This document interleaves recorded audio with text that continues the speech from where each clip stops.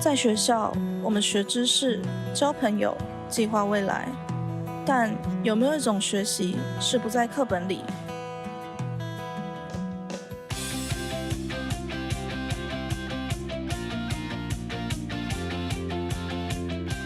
有一种课叫定向越野，地图是考卷，大地是教室，方向是你自己决定的答案。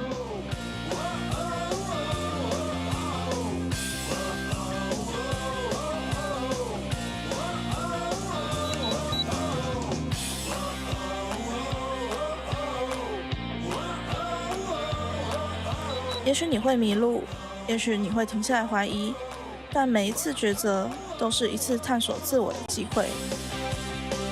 定向不只是找到每个点，而是学会，当人生没有标准答案，你是否还能坚持往前？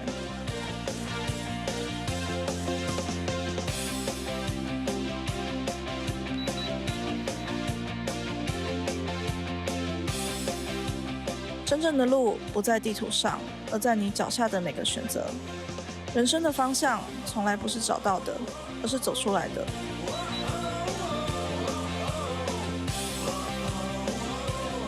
全国大专定向越野锦标赛，找方向，也找到自己人生的方位。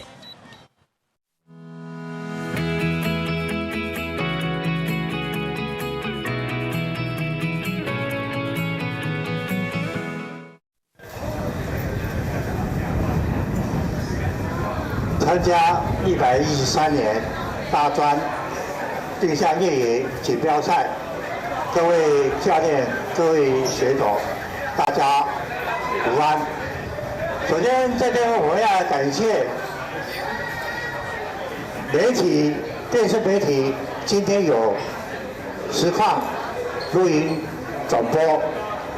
那第二个，我这边代表协会要感谢爱达康国际有限公司赞助我们这次参加日本优秀的选手的两杆一或魔晶方块。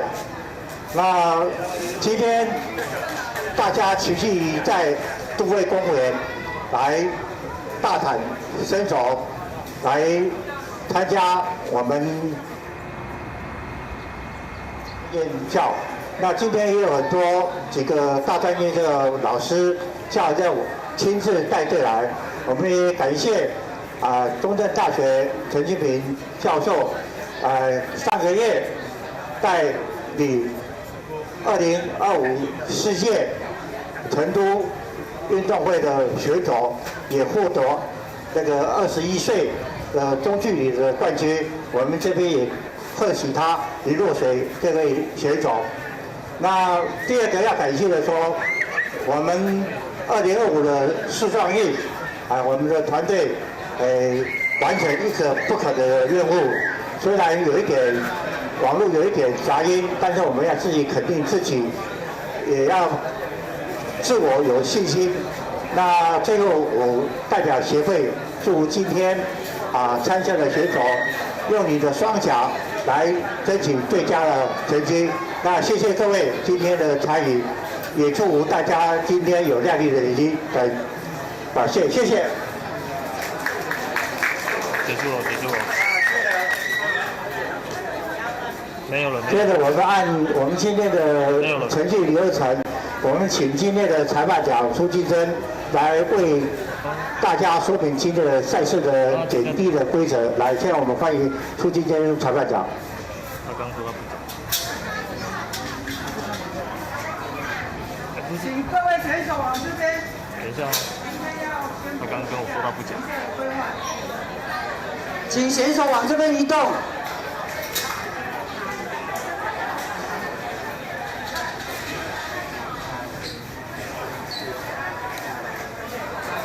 我们今天要宣布今天的重要的规则。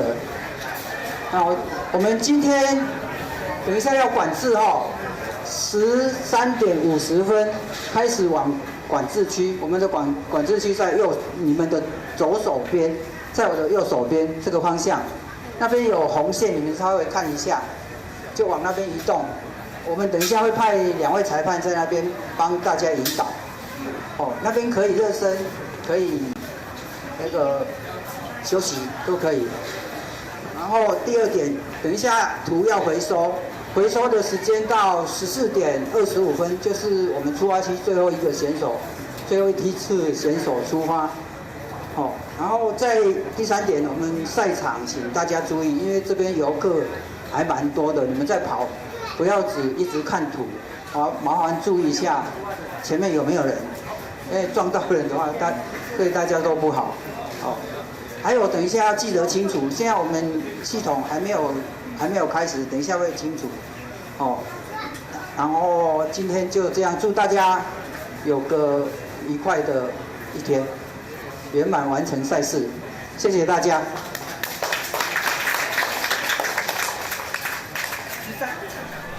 好，今天114年全国大专院校定向越野锦标赛暨全国排名赛，刚才我们看完这个省理事长还有裁判长今天一个简短但不失隆重的开幕仪式之后呢，待会在下午的2点钟，选手们就要先这个陆续登场了。那我们再等待他一下。那今天这场比赛呢是会在台南的都会公园举办。那今天呢是由我董敬桥以及这个台亚卫星的转播团队为大家服务。那我们今天的赛评也很开心，邀请到可以算是台湾定向越野的先驱哦，也是前国手刘承勋先生加入我们的这个讲评工作。教练早安。早安，主播早安。哇，这一阵子哦，可以说台湾的体育很有话题，因为我们都知道这个双北的世壮运在热烈的进行中嘛。然后刚好今天礼拜6。这个我觉得时机点很好，因为下个礼拜哦，好像台风就要来了，所以趁着今天礼拜6天气还不错，我们来举办这个定向越野。那对于这场比赛，教练有什么期待，或是对于这个层级的选手们，你有什么了解？其实大专杯在历年来一直每年都一定会举办。对。那大专杯其实对于就是整个定向越野在台湾发展，然后跟就是你知道大专学生就是台湾的一个就是竞技运动的一个生力军的一个产地。对，所以其实每年在办大专杯，其实大家都会很期待，就是所有选手在大专杯的表现，然后甚至是他可能延伸到后续对于选手他对于定向越野的成绩，然后跟自我目标的设定，然后跟所有学校他们在你知道竞技运动上的那个就是排名。对，所以大专杯其实对于定向越野来说，定向越野项目来说是一个非常重要的赛事。那我们也可以看到，其实在近年来在台湾的定向越野竞技表现上，其实也是陆续一直提升。对，那我觉得也是非常期待，就是也有看到许多过去是自己有较劲过的选手还持续在比赛在上面。对，然后也当然也有非常多的后进，然后成绩也是越来越突出这样子。那我也非常期待这一次的比赛能够有看到选手有非常好的表现，然后跟他们在比赛当中他们的路线选择有没有跟我不一样的地方？没错，蛮特别的。是，其实观众朋友如果是第一次看我们这个定向越野的运动哦，其实定向运动的发展已经蛮悠久了。那只是说近年呢，在台湾，因为我们知道前几年这个路跑风气非常的盛行，然后在 COVID-19 这个新冠疫情期间呢，大家似乎爱上了爬山、越野跑。那我们定向越野呢，就是把很多这个元素集结在一起。但是呢，要更多这个思考的方面。那教练从事这么久的运动，你觉得定向运动最大的魅力在哪？我觉得定向越野运动最大的2个特色，我觉得第一个是冒险。对，因为就是它其实跟其他地方不一样的地方是，虽然它在赛事前会公告它的就是比赛区域，但是它要在你比赛开始计时之后，你才会把地图翻开。对，就是你才能够找自己在。所以要很及时的去做这个规划。你的思维逻辑要很，比如说你的要很冷静。对，然后你打开之后，你才会知道哦，这一次的比赛到底是要怎么样去做规划，然后要在很短的时间内反映出来。对，我觉得第一个是冒险，第二个是就是我觉得更重要的是冷静。刚刚有提到，对，因为如果你在这个赛程过程当中你没有办法保持冷静的话，你很容易会在赛程里面迷失。对，所以这个是我最喜欢的2个特色。对，因为其实像是我自己也有参加路跑，但路跑的形式可能就是它会有一个非常明确的路线，你就是照着路线走，然后你就是一直感觉在倒数每1公里，每1公里，就是跟着时间跑。对。但是定向越野它就是你会很专注在说我在从 A 点到 B 点到底应该要怎么跑，然后跟旁边会遇到什么，或者是未来会遇到什么，就是你会很专注在这个比赛当中，所以比赛就是稍纵即逝，一下就结束了，但实际上可能它是已经花了30分钟或者是15分钟完成的，对，速度非常快，然后你要保持冷静，这样是蛮特别的。我们也期待待会像这个刘教练讲到，其实定向越野是要体力跟脑力同时来运作的一个运动了。那我们今天设定的场地呢是在这个台南的都会公园，大家都知道在都会公园有一个非常漂亮的奇美美术馆哈，然后我们就在那个奇美博物馆的附近有3个区域有布置我们的很多点，哇，现在画面上给到的就是我们这个前往奇美博物馆的这个桥也是很有名的这个Muse 大桥，是，对，算是台南非常知名的一个地标了。所以今天在这边比赛，我相信对选手来说也是考验，因为这个场地我们当然知道还有一些游客，所以你在运作的过程中，你可能会有一些出乎你意料之外的一些情况会出现，所以呢，考验选手的这个即时反应。那我们今天台南的都会公园的温度呢是31摄氏度，相对湿度72%，还不错，很舒适。然后吹着是西南风，天后是晴时有云，可以说是一个相当理想的状况。在这个蝴蝶台风在下周可能生成之前，礼拜6我们先来这个进行了。那我们这个待会等待我们裁判长再继续跟选手来讲一下完整的规则之后呢，在下午的1点50分，选手就会陆续进入到这个管制区了，然后在2点钟再起跑。那我们今天的转播呢，观众朋友也可以透过中华民国定向越野的 Facebook 粉丝专页以及 Hot Sports 跟动资 Sports 的 YouTube 频道呢，都可以同步收看到。那我们在等待选手准备一下，我们待会回到比赛现场。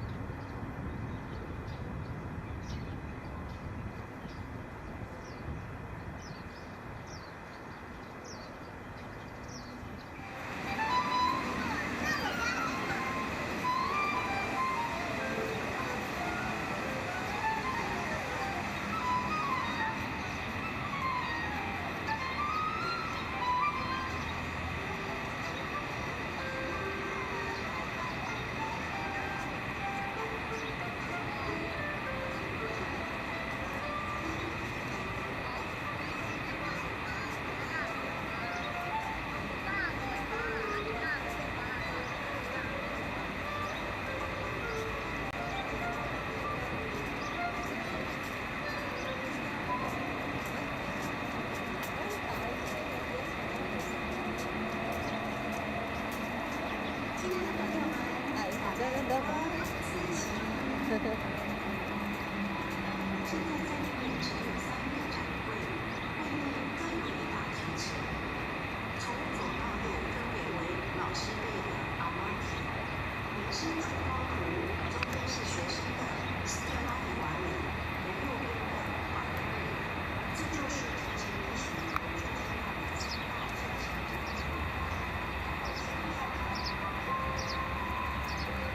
前面，你一定比双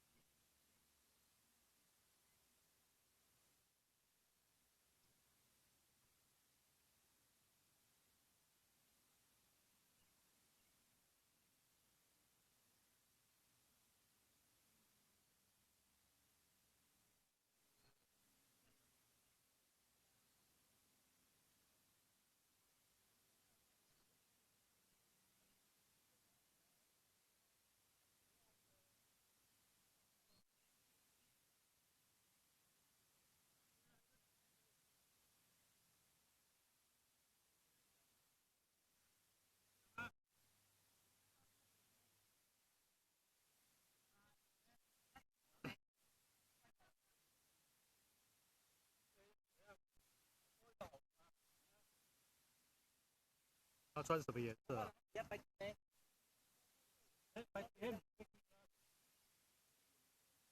好，谢谢。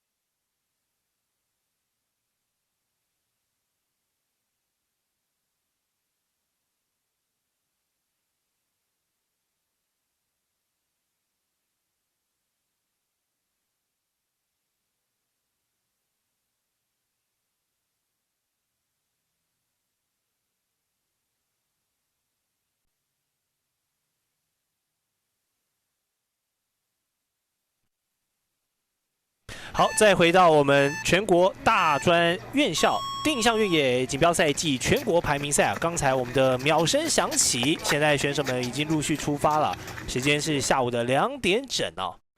那讲评工作依旧是由我董静桥搭配的是前国手刘承勋教练，和大家一起来看今天的比赛。啊，可以看到选手们现在拿到地图哈，然后有些是停下来先看一下。教练，这个技术细节，觉得是要停下来看，还是边跑边看比较好？其实主要还是要看他前面，就是从他开始计时之后到第一个 checkpoint， 就是三角形起点，他有多少的时间，然后可以去进一步的了解说，就是他三角形到第一点，他可不可以在这一个可以看地图的时间赶快规划出来？因为像我们刚刚有看到，就是公开大专公开男子组的第一位选手韦平，他现在在成功大学，那他也是从开始计时之后，他就没有停下来，在三角形没有停下来，马上就是可以衔接到第一点，这个就可以跟其他的就是组别做一个差异的表现。对，我们也可以看到接续后续要出发的选手，我们可以看一下，就是如果假设他可能刚接触。然后或者是对于地图比较不熟悉的话，他可能停在三角形的这个时间比较长，但是这个也是一个很好的，就是一个操作，因为你要先了解地图的状况，你再去选择你要往哪里跑，会比你随便乱跑。没错，万一你跑错方向，你就浪费了体力跟你的那个时间哈。没错，没错，没错。所以就是我自己就2个部分，第一个部分会觉得。如果说经验比较充足的，那当然会提前规划未来的路线。但如果假设是经验没有那么充足的，我觉得你停下来把地图赶快跟现地吻合方向，然后再决定往哪个方向跑是最好的一个。哦，他找到了，竞赛方是。好，我们所有选手他都会有这个感应的一个装置哈，找到这个定点之后就可以做一个打卡的动作。没错。对。那其实也可以延续到刚刚讲的，就是因为我们三角形就是从开始计时到三角形，它这个区间是可以让你去赶快看地图的，如同我们现在荧幕上所看到的。那在未来的就是检查点。就比如说第1个点到第2个检查点的时候，是不是也可以预判？就是你从第1个点到第2个点，你打完卡之后要怎么样跑，也是在这个过程当中会完成的。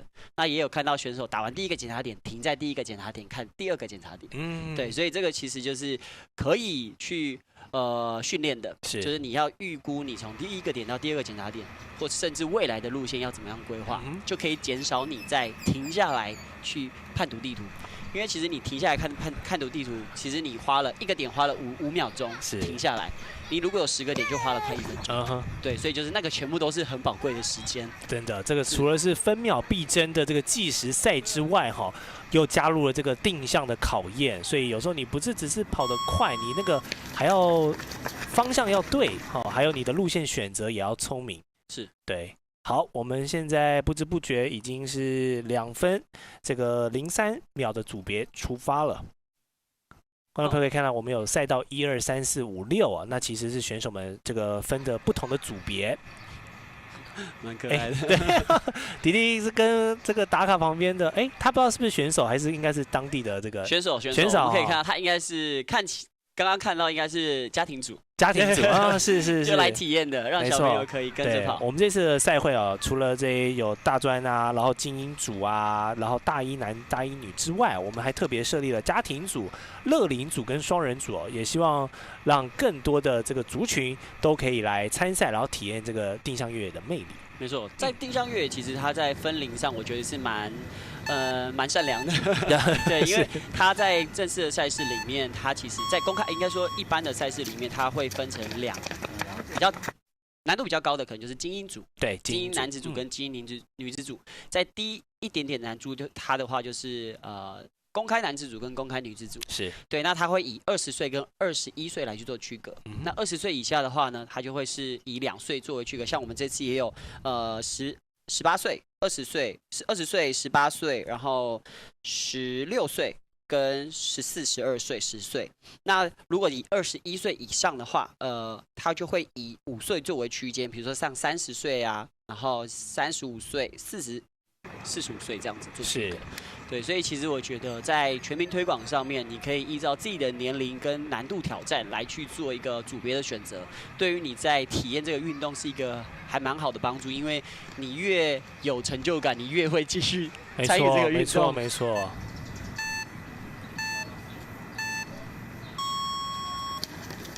好，这个组别赛道2的张嘉瑜选手哈，是这个去年在大专公开女子组的第4名哦。对，所以看看她今年也会继续跑出好的成绩。这次参赛啊，蛮多东华大学还有国防大学的同学们，然后包含我们的刘教练当初是中正大学了。其实这几所学校都是有这个定向越野比较丰厚的历史跟这个文化在的。对，应该是学校也会有专业的老师来带这些学生参与赛事啊，然后甚至是在课间去做一些专项的训练。对，因为在台湾的定向越野赛事，其实跟田径训练的方法，虽然它可能会有读图上或是图例上需要进一步的去了解，是，但它在体能上其实是跟比如说像是5000公尺或者是10000公尺的选手训练方式是差不多的。没错，主要还是靠跑这个动作，体能是。那会不会随着这个地形的一些差异，像虽然我们今天举办的这个场地是我们台南都会公园，当然规划已经是非常好，但还是可以看到一些有柏油路啦，有草地啦，你不一定要按照那个路线跑，你可以自己规划。会不会在一些情况，甚至选手可以用一些跑酷的技巧，然后来创造一些，会有这样的？跑酷的技巧通常它会比较偏向是我觉得是观赏性。观赏性，对，因为它就是比较酷炫，翻滚啦，然后或者是就是飞檐走壁啊，是或者翻过一些障碍物这样。对，它当然的确，如果说假设，因为像短距离它的规范其实也算是相对严格，像是它如果说像它的沿墙，它到一定的高度你是不可以跨越的。对，那地图上也会显示，用它的专业图例去显示说，它是不能够跨越的，即便你看起来你有能力跨越，对，也是不行的。对，所以其实如果说以跑酷跟定向越野的话，我会建议他走安全的路线。了解。对。好，我们这个2分07，下午的2点07分出发的组别也上路了。里面有这个去年参加 W12组的苏奕慈，他去年是第2名哦，那今年就报到 W14的组别了。其实每一个组别的它的难易度也会，在赛程设计上也会有一点不一样。对，就不管是年纪上的组别，或者是你是精英组、公开组，或者是甚至是大专公开男子组、女子组，它都会有一些差异。是，对，所以其实在这个就是台南都会公园里面，虽然它的检查点数量可能每一个人可能只有我不确定有多少个，但是它每一组都会不一样，它的排列顺序。在相同组别会一样，但是不同组别一定会不一样。所以在选手选择路线，我们都还是保持自己专注在自己的赛程上，是要认清楚哦。刚才镜头也有带到几个是选手已经到检查点了，但没有做打卡的动作，是，所以可能或许在路线判断上可能有一些。就是不是自己的对，不是自己的检查点，他可能就是看错了，或是怎么样的状况。是。那如果发生打错检查点的状况，会怎么样呢？只要你是完成你自己赛程的全部的顺序，对，其实就不会有太大的问题。比如说我的检查点有18个，你打到20个，但是你这20个的顺序，在你的18个的检查点顺序是正确，就不会有问题。除非是你误以为这个检查点是你的，所以你打了18个，但是其中一个不是你的检查点，这样就会被失格，就变 disqualify。OK， 对你就是会没有成绩。哇，那很严重哎。对。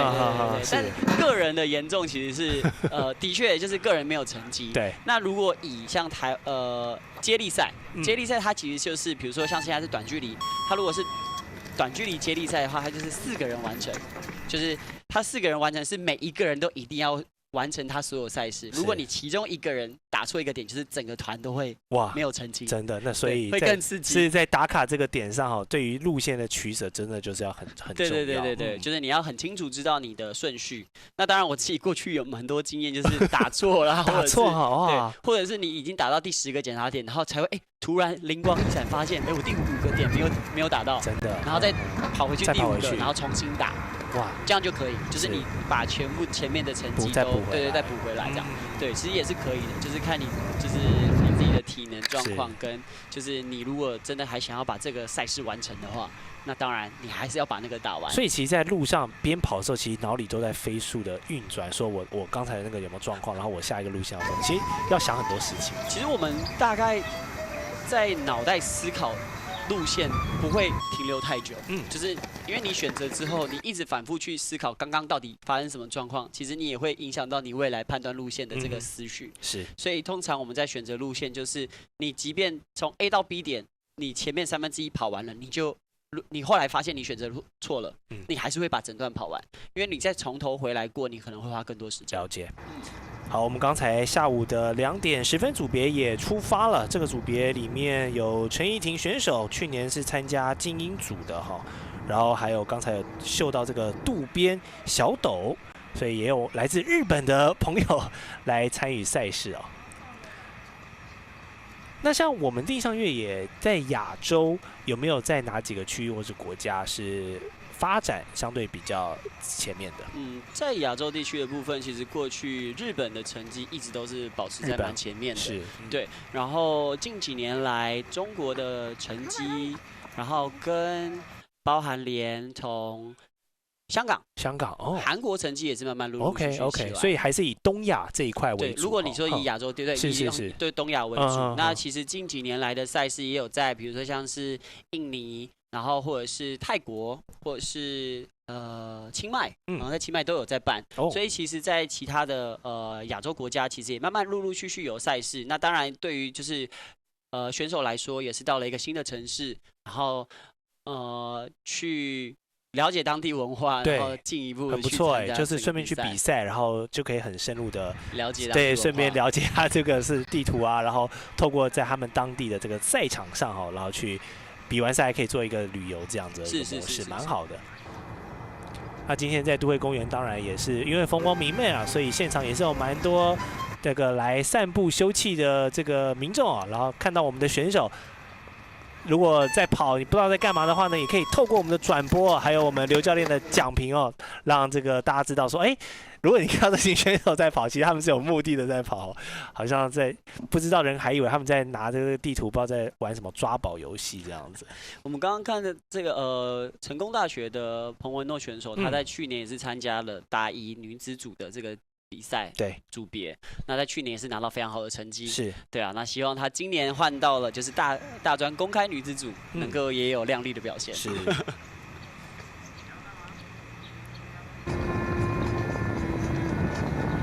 其实我们也可以看到，就是荧幕上大家会认知定向越野到底是哪一种运动。就是对于听到定向越野来说，他会觉得是不是跑那种就是超级马拉松，超级马拉松，对，或者是很困难的赛事。对。但是其实我们可以看到，在一般的装备里面，它其实就是跟跑步装备是一样的。是。除非你真的是在深山比，它当然会有一些防刮的一些就是专业的装备，但是在一般的公园竞赛里面，其实就是跑步的衣服、短袖、短裤，对，就跟你一般去慢跑没有什么两样。对，只是你多了就是手上的一些定向越野专业的装备，然后跟地图。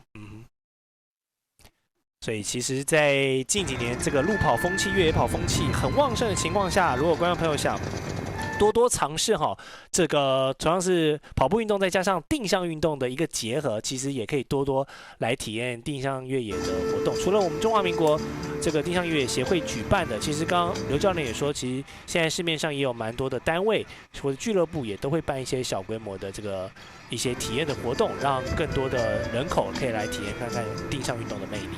是，定向越野其实我觉得某种程度上，它其实蛮带动就是城市观光的。城市观光是啊，因为就在城市里面跑嘛，而且你的形式可以很多。像我们是在都会公园，其实你也可以设定在学校里面，或者是各个，其实只要是一个安全的场域啊，都可以来做设置。这样是。好，国防大学、中正大学的同学真的很多哈，还有东山高中的选手也有来。这个已经是下午的2点14分的组别了。我们的组别会每隔1分钟放一批人。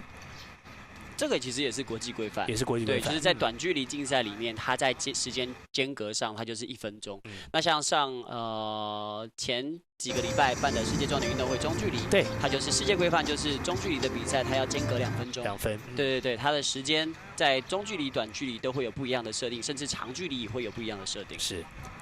那在我们台湾目前还是以短距离是一个最主流的赛事项目哈。对，没错，因为我们的包含就是常训练的地方，跟我们现在目前台湾有的一些专业地图上，都是以公园、校园来去做就是竞赛场地的这样的绘制，所以就是在选手训练上，也在就是看图的反应能力跟在短距离的图力上，也会相对来说比较了解。是对，那像是我们这期是蛮多选手有代表台湾出去不同的赛事，公开赛啊，或者是一些锦标赛，其实在短距离上的成绩也是表现越来越好。没错。在2016年这个亚洲定向越野锦标赛哦，当年在台湾举办啊，然后我们夺下了2金，另外还有2铜哦。那2金的选手，除了这个王庭轩女子选手，还有另外一位男子选手，就是我们的陈勋教练哦，当年的这个金牌选手。然后当时也是创下了我国在亚锦赛的最佳成绩。然后到了2024年的亚洲定向越野锦标赛暨亚洲的青年及青少年赛啊，我们中华队也是获得2面铜牌。是，所以其实过了几年也都会有一些奖牌的进账，而且就是包含这些选手，其实就是更年轻。更年轻，对，这其实也是蛮好一个状况，就是其实年轻的选手一直持续有在精进自己，甚至他们除了参加台湾的比赛以外，他们也会去邻近的国家去增加自己的经验。有时候大部分蛮多都是自费去参加，自费，但我觉得自费参加就比较偏，真的很爱定向越野运动，是，对。而且他们有些就是去国外参加的是那种就是 training camp。就是他去那边就是纯粹训练，对，那训练的部分当然就会涵盖山林定向跟就是像这种公园跟城区定向。刚好也是做一个交流啦，看看现在这个国际的其他国家的选手大概在这个文化的发展怎么样？这样。通常我们的打卡点会刻意藏的隐蔽吗？还是说其实无所谓，就是放在一个方便的位置也可以。其实检查点的设定，它一定要在有地形、地貌、地震上面，比如说它在路径的交叉口，或者是人造物的东边或西边，它一定要有一个地形特征。你不可能放在一个空旷的草原的正中间，它会完全对于选手来说会完全无从依据，到底要选择要怎么样去到那个检查点。是对，所以我们可以看到所有的检查点附近，你都一定会有一个，你发现它就是在地图上，它一定会有一个特征，对，然后再加上它会在这个特征的东西南北哪一边，对，所以其实它不会刻意藏起来，只有你看不懂地图，了解，对，就是你对地图不熟悉，你就会觉得，这个点为什么找不到？对，你如果看得懂图例，然后相对来说你在脑袋想象的那一个点，那一个检查点放置的位置，它就会是在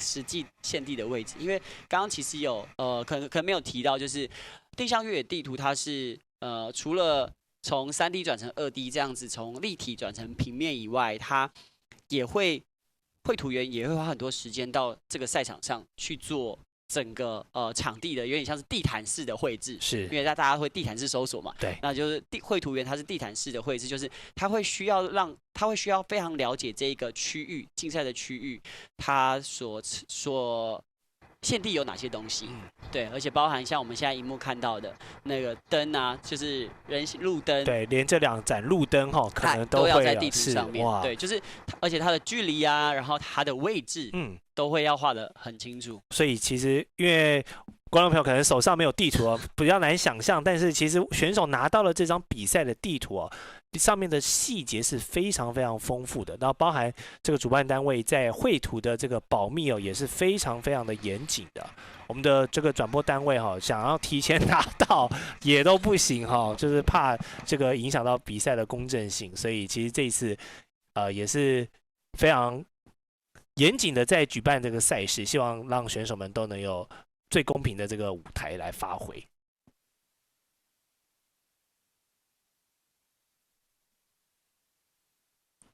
好，19分的组别出发了。这个组别包含了李东阳选手，去年有拿下第6名，包含郑佳琪，去年也在这个高龄的组别拿下第1名。其实定向越野比赛我觉得它很应该说每一个竞技运动都是自我挑战，就是他只要对得起自己，在这个比赛里面，他只要能够说服自己要跑快跑慢，是，或者是你很想要享受其中的那种城区的那种，就是走走看看。其实快慢其实就会变其次。如果假设它是以比较偏观光或是体验性质，是它其实就可以慢慢的去了解这个区域。但如果你真的是以竞技组的话，竞技取向的话，它就会很竞技。对。好，这个组别的马金岩选手来自逢甲大学，去年是第3名哦。马金岩选手他其实。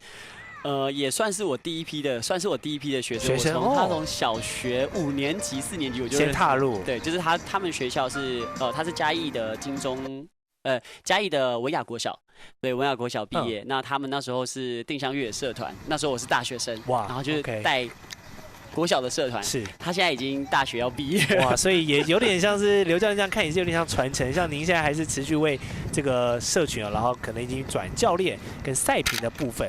然后看着当年有这个教学过、带过的选手，现在还持续在这个我们出现了终点的选手喽。这位选手他是2点整出发的王维平选手。哇，所以他很快耶，差不多也是21分钟，跟刘教练赛前讲的差不多，大概就是设定20分钟左右哦。对。短距离其实，在整个我们其实也可以看等一下的精英选手他们的成绩表现啦。好，对，因为在短距离的完赛成绩时间的设定会是在12到15分钟。对，当然可能要了解一下，就是说在过程当中有没有失误，或者是路线选择上有没有一些状况。哇，这4个妹妹很可爱哈，她们感觉是来的竞技性比较乐在参与的感觉哈。4个人这样并肩的一起走，然后一起看图。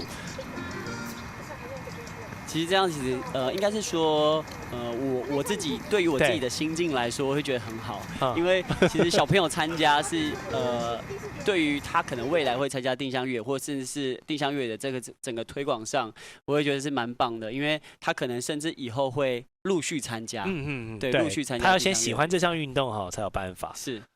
好，这个组别杨天比刚才看他冲得很快，然后林玉杰、罗国伦以及蔡代颖，这已经是我们差不多后段出发的组别喽。待会在下午的2点25分，我们本届的所有选手都会完成出发。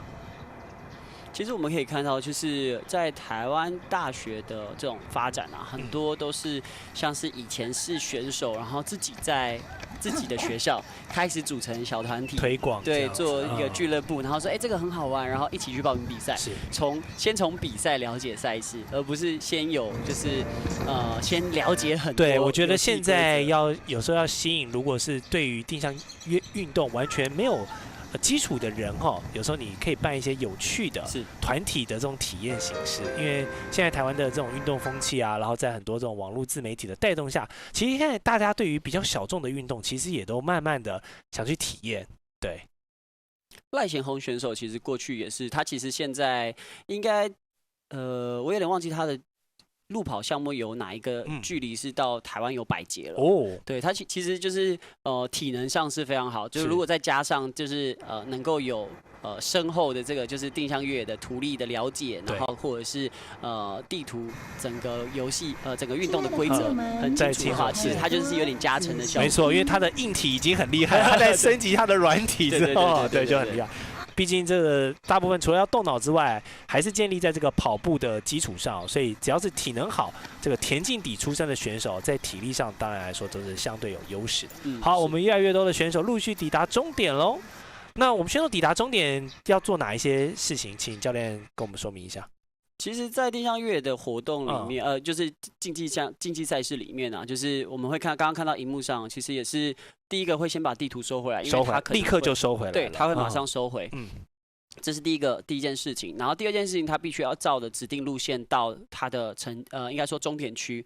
所以终点区的话，就会有几个就是固定要做的流程。第一个是你要先去把你的成绩输出，先输出成绩，你就可以马上知道你的完成时间 ，OK， 或甚至是你有没有少打点，或是多打点，对，你的成绩会出来，但是你的整个赛程的整个组别的排名不会这么快，因为后面还有很多选手出发，没错，还没有结束嘛，整个组来讲，对，那他在成绩完成输出之后呢，他就会把你的电子纸卡收走，对，就是你就是，所以磁卡是可能是最后一步才会。对，主表就是你在成绩输出之后，它就会顺便交回去这样子。对，除非你是自备纸卡。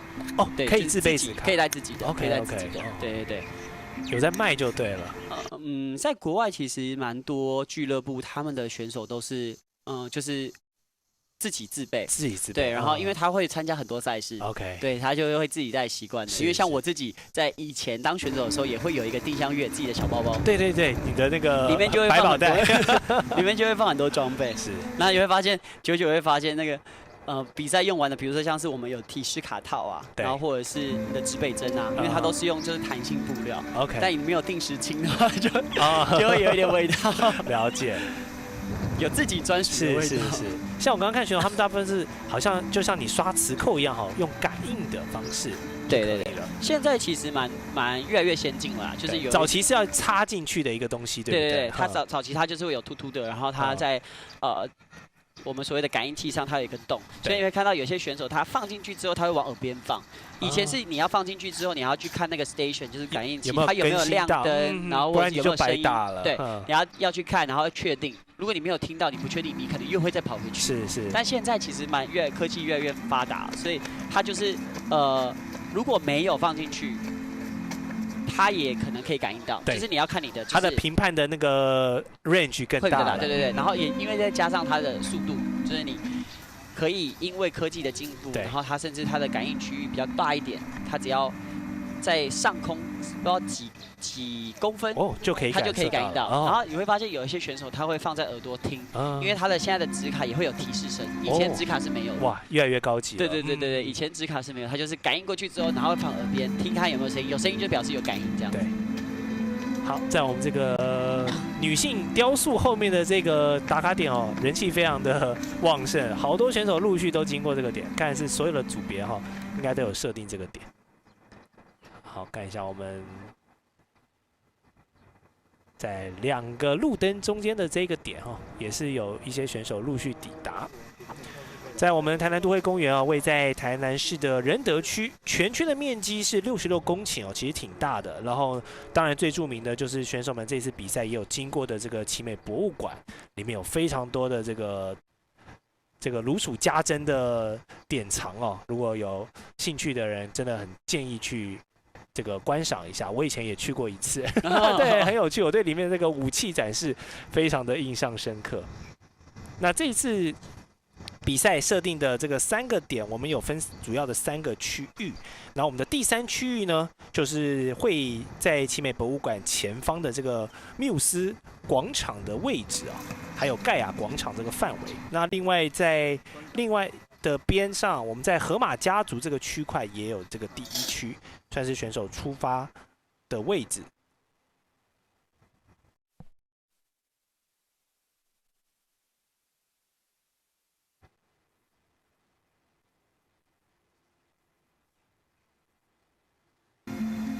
他刚才看从那个水泥路跑去切到草皮上了啊，可能在做一些路线上的选择。弟弟看一下，确认一下这个有没有要打。其实我们在这个也可以进一步分享，就是我们的检查点，它除了有30公分乘30公分的这个国际标准的这个定向旗，橘白相间的定向旗以外，它上面也会有它的编号。对，就是每一个检查点，它编号有点像是它的身份证。对，就是因为比如说，假设我的整个赛程有10个检查点。那我的第3个检查点，它会有自己的编号，比如说是15号，对，然后或是第4个检查点，它会有35号，对，所以我们就会去看地图上面它的编号是几号，再做一个确认，我是不是确定到那个检查点。是，哇，我们刚刚看完跑完的选手，刚才一位这个男子选手黑色衣服，哇，他也是蹲那边蛮久，感觉挺累的哈。虽然我们镜头没有办法全程跟到一位选手，但感觉他是可能全程冲刺还是怎么样。其实我们看地图可以，应该说看荧幕上可以更了解，就是说他到了检查点他会停下来，对，然后再继续冲刺。它是一个间歇性，对，它其实就是一个间歇跑、间歇训练，没错，对，只是它的停的休息时间会非常短，对，除非你现在如果是刚刚我们说到，它只要是上空几公分，它可以感应得到的话，它就有点像是你不会停下来，对，你就是感应，然后就离开，这样子反而比较没有那么累，是，就是你一直持续保持这一个配速在进行赛事，但当然。我们在短距离的赛事里面呢，其实在国际上它的配速应该都差不多是2分尾或3分，就是每公里时速3分速是3分左右在跑，那其实是非常快的。那现在荧幕看到的就是林佳慧选手过去也是从国中开始就在训练定向越野，她也是跟我算是同梯哇，虽然她是学妹，那时候我大学，然后她是国中生，对，我们也一起参加过，就是2010年的日本名古屋的亚锦赛，对，他们也是拿到团体的第3名，青年组的青年精英组的第3名，我记得好像是第3名。对，所以其实也是有持续在对，很不错这样子哈。他今年也有拿到就是台湾的全国排名前几名，然后也即将要代表台湾去日本参加比赛。哇，是，我们也期待选手这个持续保持好的状态，然后在国际赛事上能够再创佳绩。那说到这个定向运动，其实始于19世纪末的瑞典啊，甚至北欧的研发的一个运动。那最初起源其实是军事训练哦，然后在北欧国家，定向运动最早是被视为一个这个军事竞赛出现，而后慢慢演变成那个大众运动。然后现在最高层级的就是我们的世界运动会以及我们的这个世锦赛等等哦。那当然是需要动体力跟脑力，所以也被称为是智者的运动。其实，在整个赛程当中是非常忙碌的。真的要做很多事情呢，又要跑，又要思考，然后打卡有没有打对，指北针的运用等等的。所以你会很专注在整个赛程，对，会非常专注。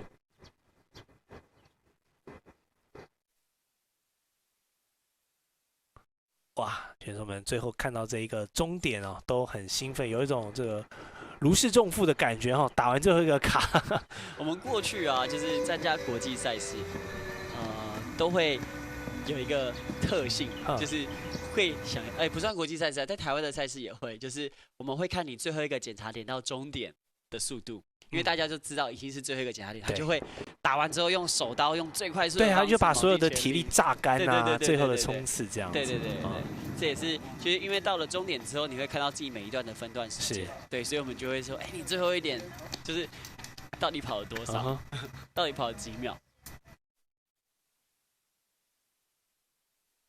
哇，时间来到下午的2点32分了，也越来越多选手已经陆续抵达终点了哈。虽然每个组别的这个打卡点的数量不一样，所以其实完成的时数的标准值也不一样，但是大家都陆续在各个时间段抵达了我们的终点。真的，选手在最后一个检查点都是卯尽全力。哇，请看这个冲得很快哈。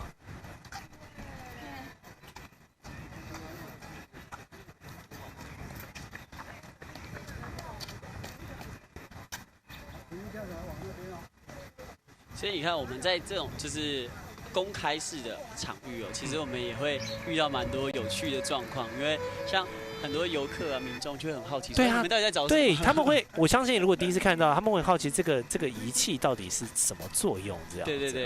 然后有看到选手这样过去，然后他就会很下意识的会跟选手沟通，就跟他讲说，那个在那边。对，可是选手根本就也没有办法去应付哈，你没有办法停下来跟民众聊2句。而且他有时候也会误导，那可能不是我要的。是没错，所以这些都是在比赛过程中啊一些干扰哈，要自己去排除掉。对，要很一样是很专注在自己的赛程。是。今天在台南都会公园看起来也是跑步的这个状况，应该也可以蛮好的。对，就是人群也没有太多。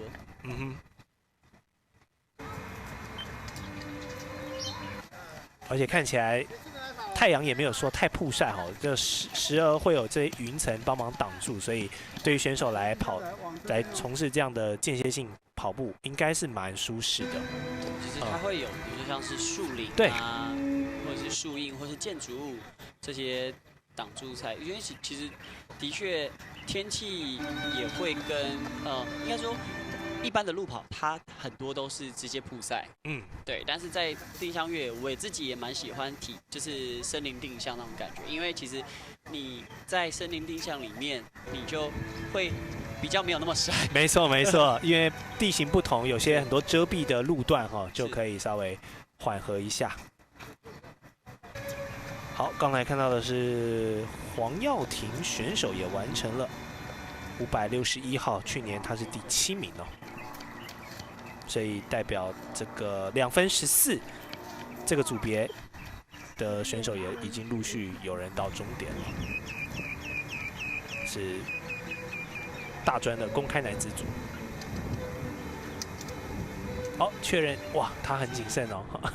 郑佳琪选手，对，郑佳琪选手，对，高龄组别也是刚刚有提到，拿了不错很好的成绩。其实还蛮适合家庭课哦，比如说父母亲甚至第3代，然后带着这个年龄比较小的小孩童，都可以一起来参与这样的赛事哦。是啊，因为我们有不同的组别。对，就是在一开始体验也是可以带着小朋友一起玩。其实对于就有点像是让他了解文化了，了解当地的一些状况。对，实际在这个定向越野赛区的一些状况。是，这个是家庭组哦 ，FG 的组别，刚刚也看到选手们已经陆续抵达了，郑宇安、陈杰生还有陈全煌。报家庭组，就是马金燕选手也回来了。哇，冲啊！马金燕他刚刚出发的时间好像也比较后面一点。对，马金妍是在2点20分组别的，所以我们可以看到现在是2点36分，16分就跑完了。是，所以就是可以越来越精准，在我们刚刚说的短距离赛事完成时间的区间内。哇，小心这个弟弟！你看选手要闪一下哦，有时候你看还要有这种道路上不一样的状况。毕竟都会公园其实也是蛮多台南民众来这个放松游憩的一个场域。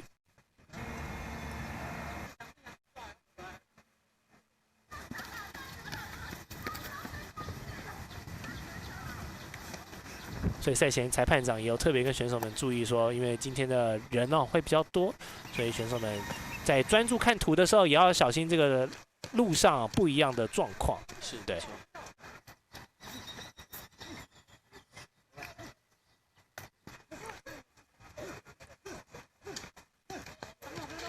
哇，越来越多人已经陆续抵达终点了。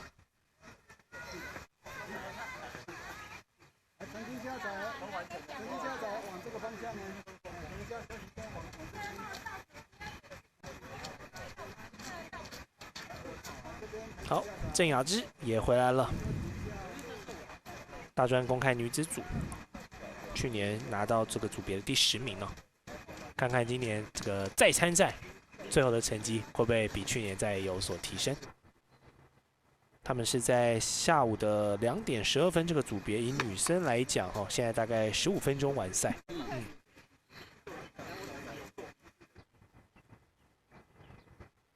小妹妹在检查点，对，她好像在找目标。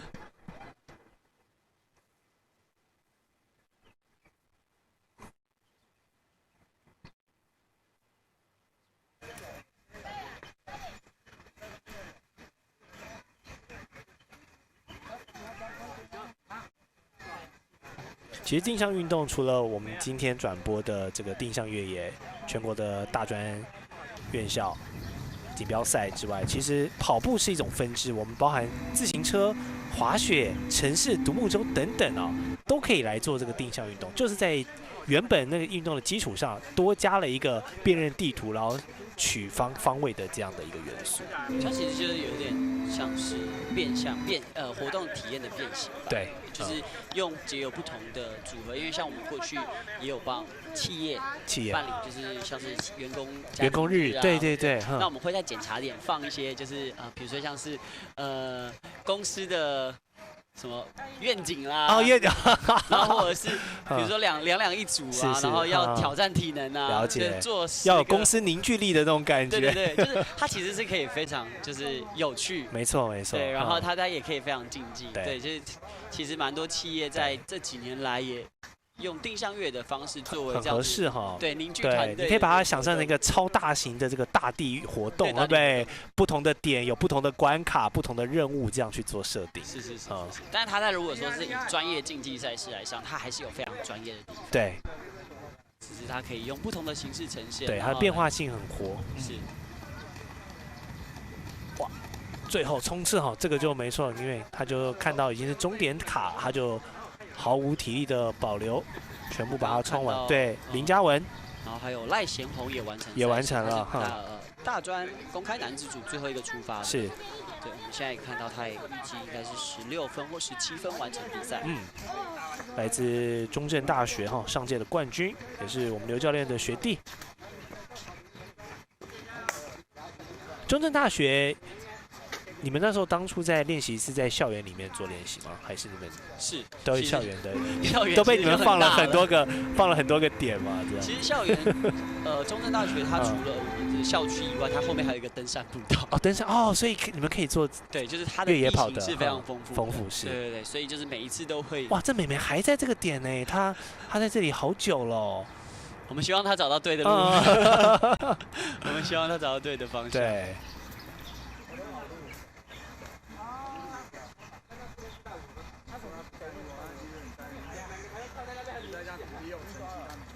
其实这个学会看地图这个技能哈，如果让小朋友早一点掌握，他未来在很多地方啊，如果是有参加童军啊，或者很多，其实虽然现在是人手一个手机，可能很多人都依赖 Google Map 了，但是其实你越掌握这种原始的图面啊，在有些紧急时刻还是可以派得上用场。是我自己其实蛮喜欢，就是用蛮喜欢用看地图的方式，是不是因为我是定向越野选手，已经是养成一个职业病了，这样。就是我很习惯用看地图的方式去探索城市哈，对，就是用走的，对，我宁愿我会用走的，我很少搭大众交通。就如果到一个城市， old school 哎。我们可以看到，就是刚刚有即将进终点是林佳慧选手，她也是精英女子组的最后一位选手出发的。哇，所以现在越来越多比较后半端哈，已经陆续抵达终点了，所以待会我们定向越野会不会有一个像那个路跑活动有一个回收车，你时间到了之后就要被回收了？大会其实会有设定，就是成绩截止时间，就是你回来的时间。那当然，你如果是在截止时间以前如果完成比赛的话，那当然没有问题。但如果说你在成绩截止之后才完成比赛的话，那当然就会变成是overtime。对。好，这个区域就是我们已经完赛的选手哈，他们的休息区，大家都陆续把这个躺椅啦，然后地毯啦，感觉可以开始这个野餐的感觉了哈。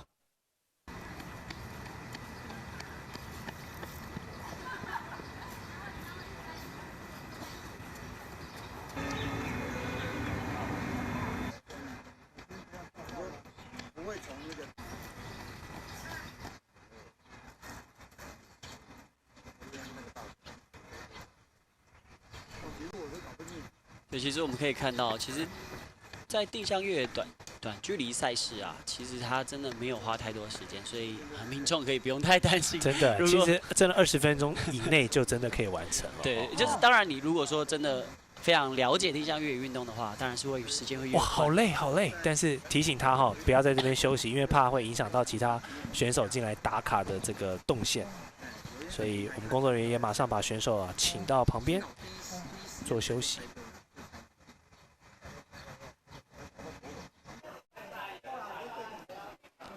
在台南都会公园的管理中心，现在选手们，这个也很重要哈，就是完赛的选手统一集中到一个区域里面。对，通常它会是跟就是起点跟终点是起点是分开的。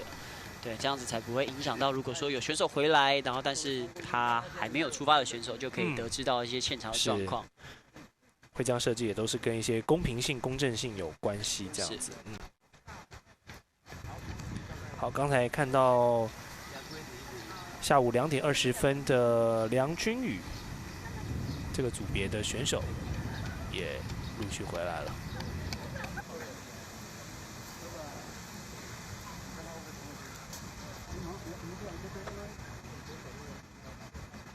现场也是微风徐徐哈，我们这个终点的记录点下面挂的那个三角点啊，一直被我们的风现在吹得微微的带动，所以现场跑步起来应该是蛮舒服的。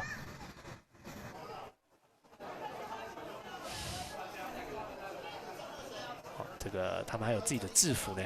对，这个看起来是俱乐部的衣服。是。对，像通常学校，像我看到紫红色就是中正大学的。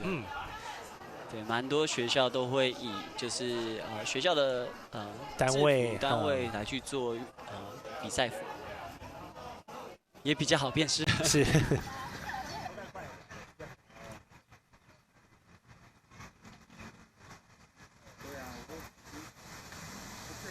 其实这次也有蛮多，除了学校单位之外，也是有蛮多这种地方区域的，像是台中市定向越野的推广协会啦。然后还有我们的听障定向越野队等等其实也都有选手来报名。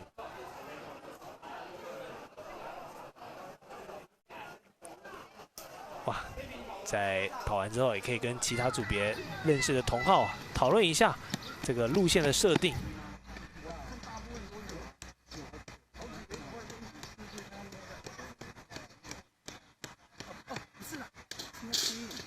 好。560号的选手也完成了，他是大专公开男子组的刘伟成，2点11分出发的，稍微用了比较久一点的时间。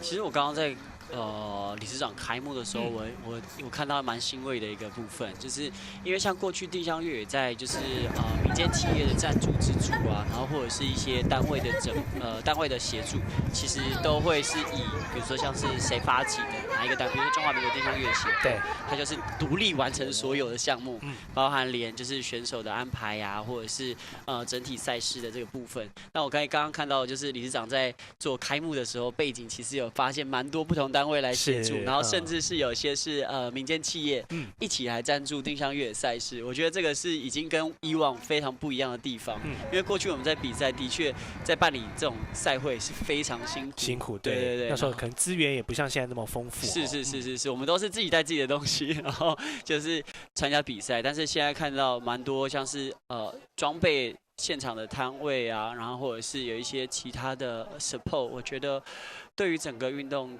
定向越野运动的发展来说是真的越来越好。没错，其实也不只是定向越野因为其实近年在整个台湾的运动风气，包含我们的这个中华成棒的男子队，在这个世界棒球12强赛以及 WBC 陆续取得好多成绩之外还有各个很多不同项目的选手营造起来的情况下，其实我们的以往这个隶属在我们教育部的体育署其实现在也要升级成这个运动部。对，其实这个也是我们体育界很期待然后已久的事情。那教练作为这个定向越野一份子也是我们整个这个国手群的一份子，你对于成立这个运动部这一块是一个怎么样乐见其成的状况？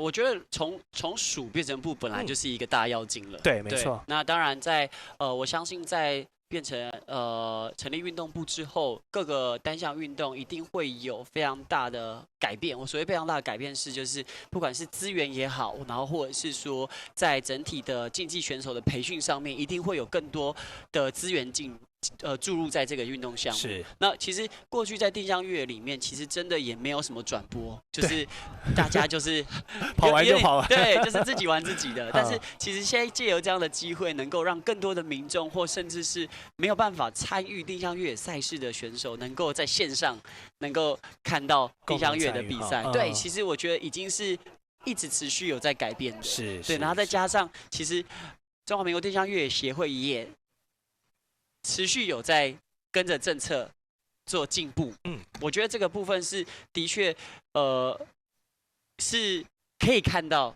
有更好的发展性，或者是更好的就是资源能够进驻到这个就是定向越野运动上面。没错，对啊，我觉得是一定是会有所改变，然后跟甚至是能够让这整个运动风气，然后或者是整个竞赛的整个体验人数能够再更提升，这样子竞技才会更有趣。没错没错，我们也期待哈，从这个体育署升格到运动部之后啊，这个对于选手的各项照顾啦，还有这个制度啊，都会更加的完整。好，我们的比赛哈，现在时间也随着一分一秒的流逝，我相信也进入到后半段尾声了。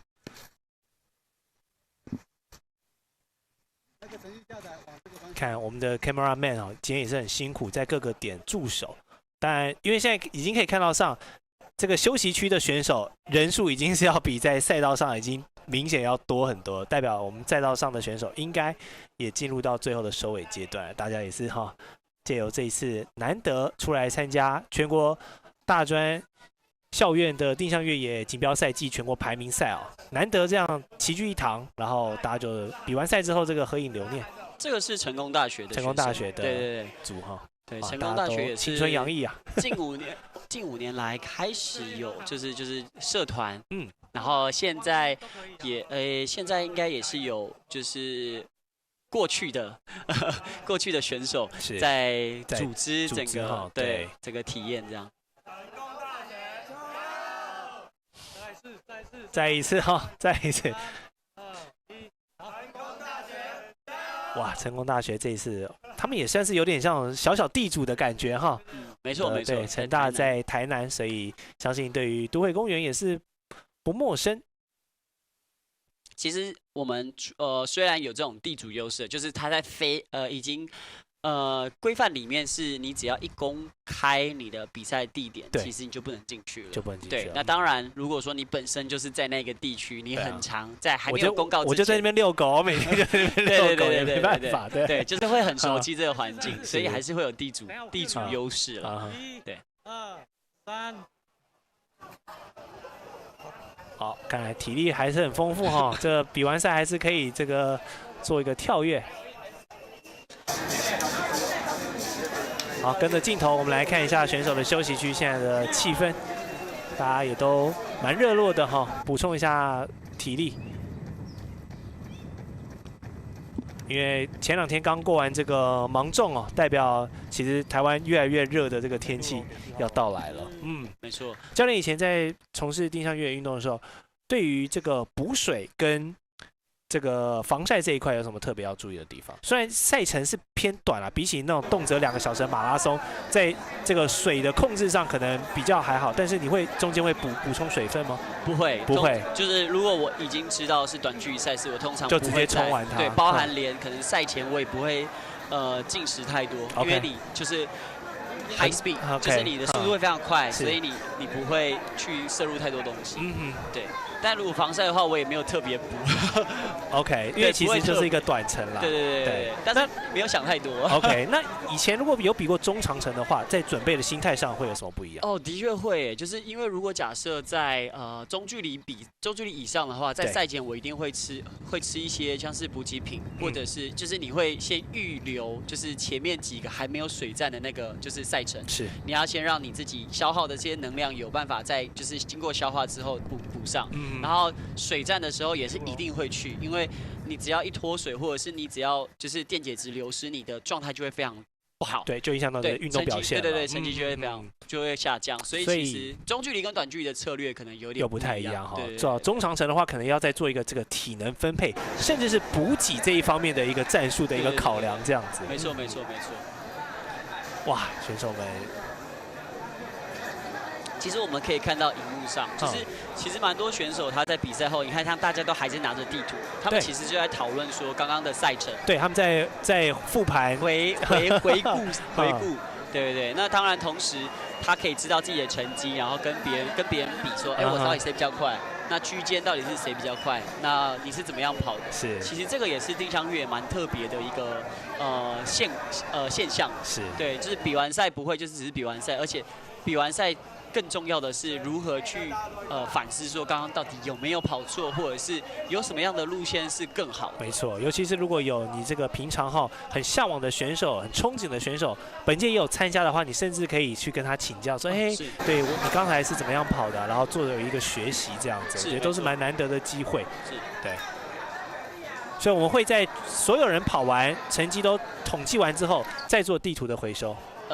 应该是整个地图结束之后，比如说他的所有的出发区的选手都已经出发，对对对，他完全都没有跟比赛有相关的选手，他才会开始要做回收。对对对，因为你像我们刚刚有看到，其实，在赛区里面还是有选手在比赛，对，现在陆续还是有一些，他还是会把你的这个终点区会把它区隔起来，你不能出去，这样是更安全的一个赛事的规范，对对对，因为你避免他，比如说拿地图又跑进去里面，对，然后对，所以我们看到地图已经发下去了。其实地图发的有2种啊，一种就是它会让选手自己拿，另外一种是它把旧图，就是你使用过的地图完全回收，都给你一份新的。对，就是我们这边有一个站台成绩下载，然后旁边还有一个这个服务中心其实过去也没有看到，就是比赛的现场有卖一些身体的装备，都是自己带的。代表现在这样的影响力啊，还有越来越多的这个厂商伙伴们愿意这个支持我们中华民国定向越野协会啊，让这种赛事啊也有越来越多的 sponsor 可以加入进来是，对。我们今年在接近年底10月的时候，也应该会有一场是在中距离的比赛。中距离，对，就是台湾比较少办的。那之后，如果大家有兴趣的话，也可以搜寻中华民国定向越野协会来去，会有相关的一些赛程这样子，对，来去了解一下整个比赛的报名。教练，如果今天有观众朋友看了今天的这个比赛，他觉得有点好玩，他想体验看看，一般的民众有哪些管道可以做一个最初阶的定向越野体验？体验的部分的话，通常资讯还是以中华民国定向越野协会来的会是最多，因为毕竟协会是推广主要推广的一个窗口。对，那当然也会有地区性的，比如说像是像台中、台北市，然后新竹县，然后桃园、屏东，其实各个区域都会有自己的定向越野委员会，在自己的运动局或是体育会底下。对，那其实他们各个定向越野委员会都是在各地区发展。那如果说要最多最完整的资讯，应该也是可以去参考中华民国定向越野协会。那甚至是当然有一些俱乐部，对，俱乐部的话也是会有一些资讯会在中华民国定向越野协会搜寻定向越野，应该会有蛮多的资讯可以跳出来。是，好，观众朋友听到了哈，就记得要去中华民国定向越野的这个协会的 Facebook， 不管是官网也好，还是脸书粉专就是订阅，还有那个按赞都把它按起来，这样才会第一时间接收到通知这样子。对，我其实之前蛮有趣，之前因为也是推广一个赛事，然后有录了大概30秒的快速了解定向越野的影片。是，对，你只要搜寻定向越野的话 ，YouTube 搜寻定向越野应该也找得到。看刘教练拍过的影片这样子。对 OK。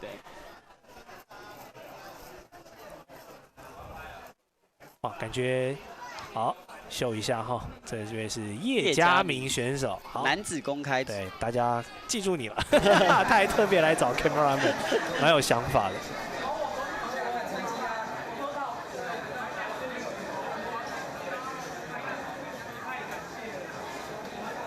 所以其实蛮多选手可能都是跟教练一样，当初是田径底子的，然后接触到了定向运动之后再作为一个训练之外。的一个额外的一个分支这样子，对，其实就是刚刚有在看硬体的，对硬体的这个状况已经蛮好的，但就是定向越野它其实严格说起来，它其实真的蛮多需要了解的技术，对，包含你第一个是看地图，对，第二个是方向的辨别，对，我们会有资倍针，然后第三个是等高线。对，我过去的地理可能也没有太好，但是从事之后地理变得超厉害。对，更了解说你要如何看地图。对，然后再来的话就是思路要清晰，就是你要保持非常冷静，然后你才能够好好的完成比赛。是。对，所以其实真的蛮多需要注意的地方，所以真的是很忙的一个运动，智者的运动。真的是智者的运动。哇，加油！我要进到终点。对。因为我们的时间1分1秒也快进入到下午3点了哈，从第一批的选手出发，其实也夯不啷当快1个小时了。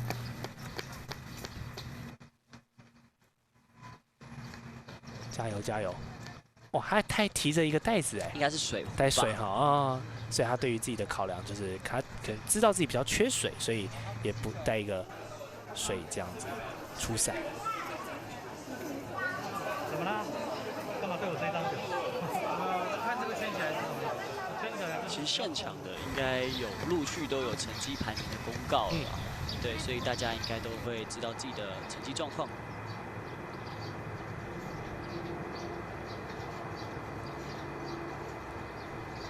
好，我们还有选手在这个露天广场这里哈，他现在应该在判断，感觉从他的肢体动作看起来好像有点犹豫哈。应该是不确定自己对，在哪一个不太确定。地方他看了远方，又看了一下地图，然后再出发这样子。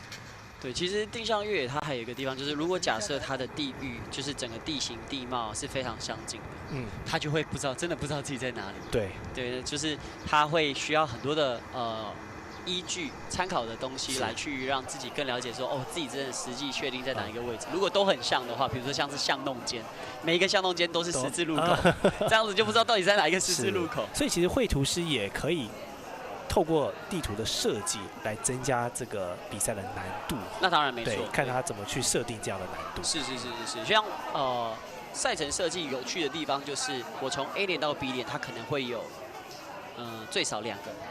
甚至到4个路线选择走法这样。对，就是你要去很清楚知道说，哎，我设计这样子 A 点到 B 点，到底要让选手有什么样的体验？对，就是有些路径是你看起来很近，但是它是非常要爬很陡的山坡。那有些是很远要绕路，但是它是很平的、平缓的，然后它的坡度是缓慢上升。对，那就要看每个选手他对于就是自己的能耐的考量。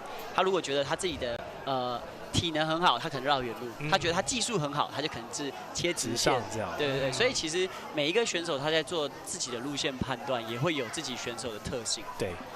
那刘教练有没有在过往这样的参赛生涯中跑过哪一张地图，或是哪一个国家，让你跑完之后觉得哇太爽了，他这个地图设计之精妙，这样的经验？通常在国际赛都不是太简单，都不是太简单。对，就是一定会犹豫1-2秒。对，但是那1-2秒其实对于其他选手来说，就是你已经输很多了。对，你已经输很多。对，所以在那种等级来讲，对，所以我自己的心态是，只要有国际赛，我都是让自己不犹豫是第一个，不犹豫。就是对，第一个就不犹豫。然后就是因为每一场赛事，其实在国际上办的比赛，它都会在，比如说像是观光景点，我自己之前有在像威尼斯比过。哇，威尼斯哇，水都啊，对，就是直接在威尼斯的这个就是观光景点比赛。哇塞，对，所以其实都是很多游客，对啊，就是桥啊，然后就是威尼斯的大街小弄也很多耶。对，他就是把它全部都画出来，所以而且尤其是巷弄，它就是它有点像是一面墙，对，然后但是它其实一条小路，你就很容易被错过。是，哇，这难度真的蛮高。所以就是其实他们在国际上比赛都会有，就是第一个是城市观光，然后第二个是他们就是实际在这个观光景点办比赛，所以相对来说它就是一个很奇妙的体验。我自己虽然去过威尼斯可能2-3次，但是每一次去的感觉都不一样。不一样，真的确实。好，我们这边镜头上有一个新竹定向称霸全国的这个一个电子扛棒，这位选手应该是来自新竹。顺便打一下这个新竹的广告哈。那也谢谢他，因为我也是新竹人。原来如此啊！好，其实我们之前虽然我是在。对，虽然我在中正大学，但是因为我之前我是户籍在新竹是，对，那时候新竹其实完全没有人发展，所以没有这个相关的。第一次办全民运动会的时候，新竹市只有我一个人参赛。哇塞，也代表新竹全村的希望。对，那时候也是，那时候是短距离拿了第1名，然后中距离好像拿了第6名的样子。OK， 对，就是那时候其实台湾的定向越野那时候其实。在全民运动会里面，我们也希望各个县市都能够派出选手出来。对，所以其实也是会有一些基本门槛。那当然那时候也是第一次办全民运动会，所以其实我们也非常兴奋，因为其实在台湾要办一个就是全国在综合赛事里面有定向越野赛事，其实不简单。蛮难的。对，就是要加入到这个全民运动，其实也要先测试。然后测试几届之后，然后才变正式。是，像这几年来也是都一直定向越野一直持续在就是全民运动会里面，像去年在上一届在屏东，对，然后后续接下来桃园的全民运动会也会办，有，对对对，所以大家如果说在自己各县市可以开始准备，是代表自己的县市出赛，哇，这样也是一种荣誉哈。对啊，其实要有这样的机会，也不因为像一般的像全国赛都是以个人为主，对，要比到县市代表，其实机会很少。那这一阵子我们台湾这个最热的双北这个世壮运，在定向越野这一块，教练有什么样的评价跟了解？我觉得台湾有机会办到国际赛事也是非常不容易啊，因为像上一次办国际赛事，我们先不提世界排名赛，因为世界排名赛其实也就是看区域的。如果以大型综合型赛事的话，像是上一次就是09年的世界运动会，是对，然后跟听障奥运，对，就是。也是一段时间没有办法办。那当然，我觉得能够办国际综合型赛事的单项运动都不是太容易，因为毕竟他要他要去让各个国家的选手来去台湾来做体验，其实是非常挑战性，然后也难度很高的。那当然也是很高兴在这一次的世壮运也顺利完，就是大家都顺利完赛。没错，对。好，有选手哈，今天出来比赛还顺便过生日哦，22岁啊 ，Happy Birthday 哦，祝你生日快乐！邀请民众一起祝他。对啊，多讲一点，多讲一点。然后难得生日，对不对？有点腼腆哈，看到镜头瞬间不知道讲什么。只要平均的妥善安排时间啦，那我相信可以参加很多不同的活动，当做是体验。那定向是一个很棒的体验活动。OK， 我把蛋糕献给镜头，也是哈，献给镜头了。对，定向越野蛮有爱的。OK， 好，谢谢。胜利。刚好他今天有一个大蛋糕，所以也可以这个庆祝完之后切给这个定向运动的同好们，大家一起来吃。不够啊！你的脸要转向我才看得到。刮胡泡不是啊，不是对，刮胡泡待会也比较好清洗。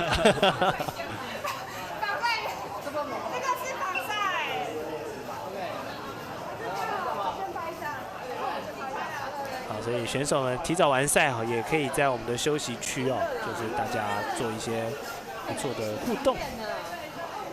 当然，赛道上现在应该还有几位零星的选手持续在等待冲线。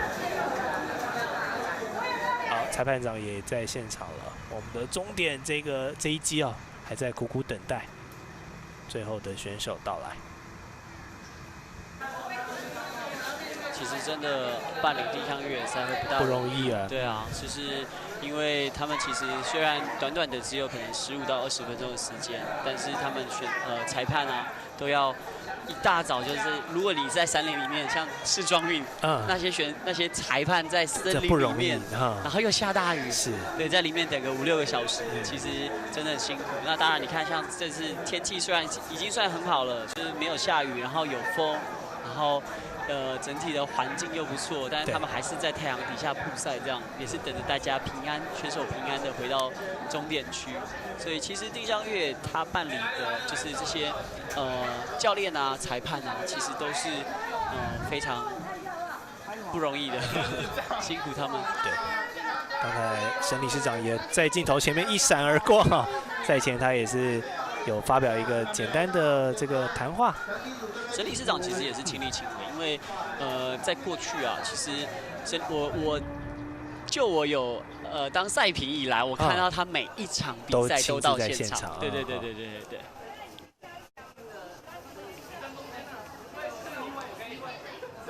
选手也都知道了哈。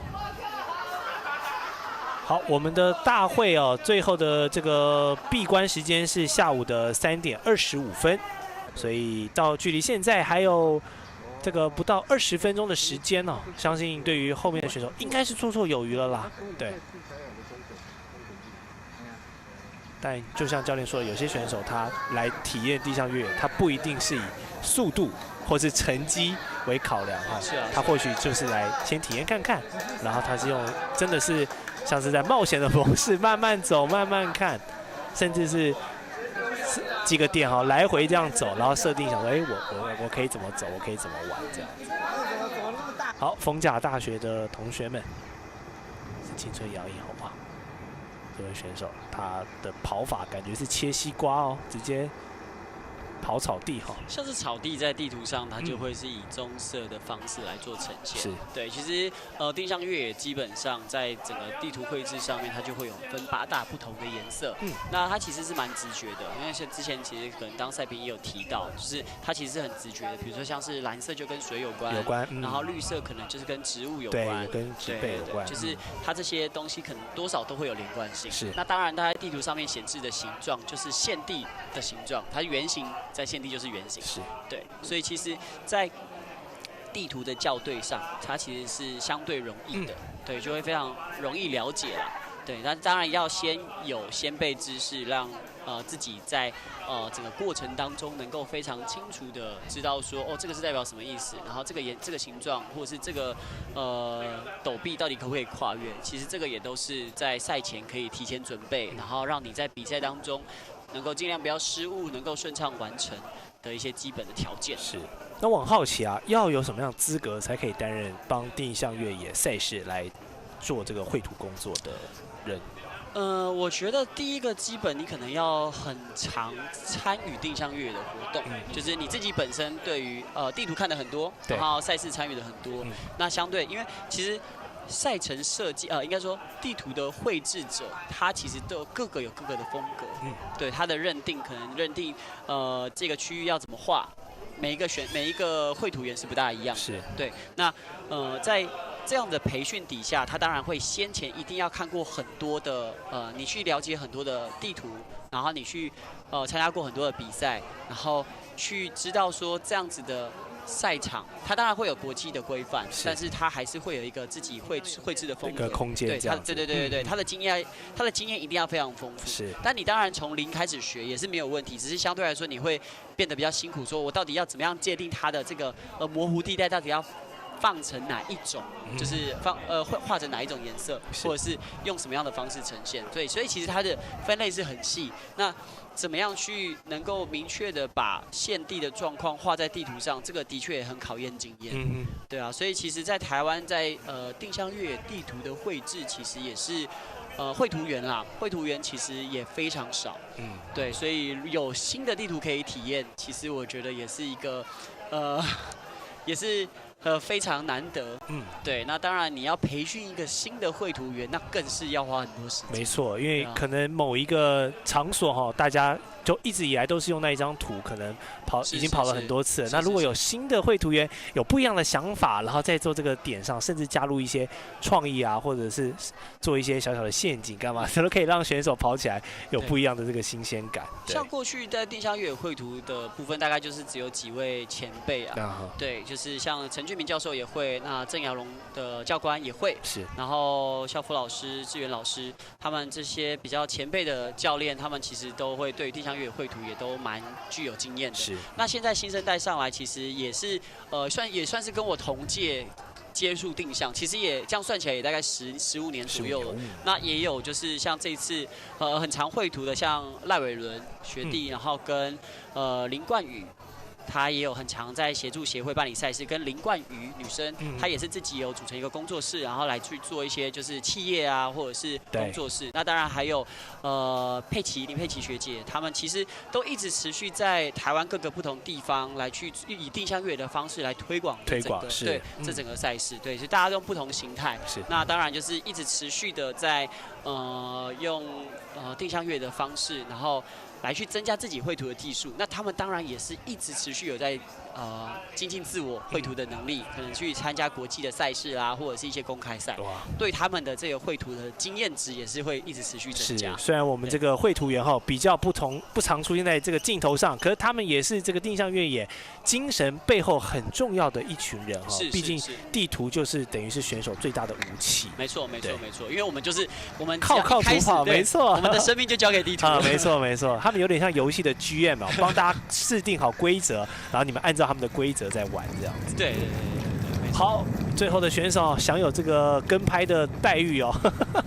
我们 cameraman 也是要扛着机器哦，这样跟拍。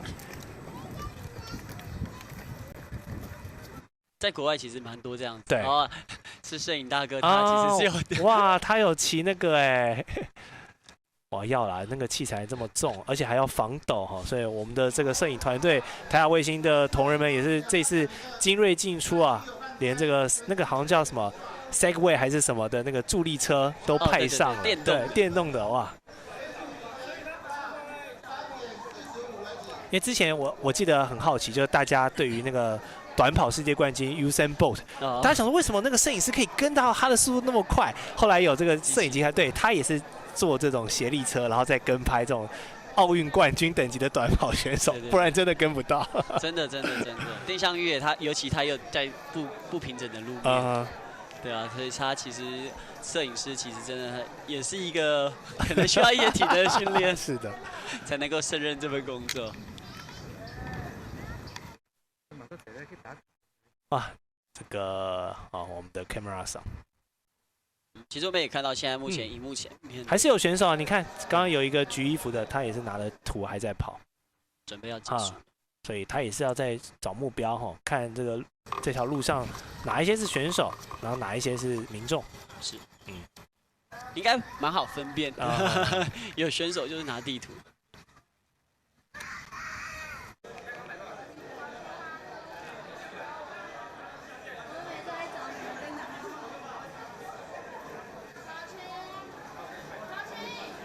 感觉今天蛮多地上越野的选手，当然除了一些学校，我们刚刚看到那种年轻学子，他们是这个社团形式来出赛，其实有家庭课哈，就是带着自己的小朋友，然后夫妻俩，然后可能是男方或女方一起来比赛，然后另外一个就照顾小朋友，然后同时这样一家子出来比赛的状况。因为其实组别这样子分，因为刚刚也有提到，组别这样子分其实是对于整个运动发展来说是非常有帮助的，因为它针对不同年龄啊，然后来去做一个就是定向越野运动的体验。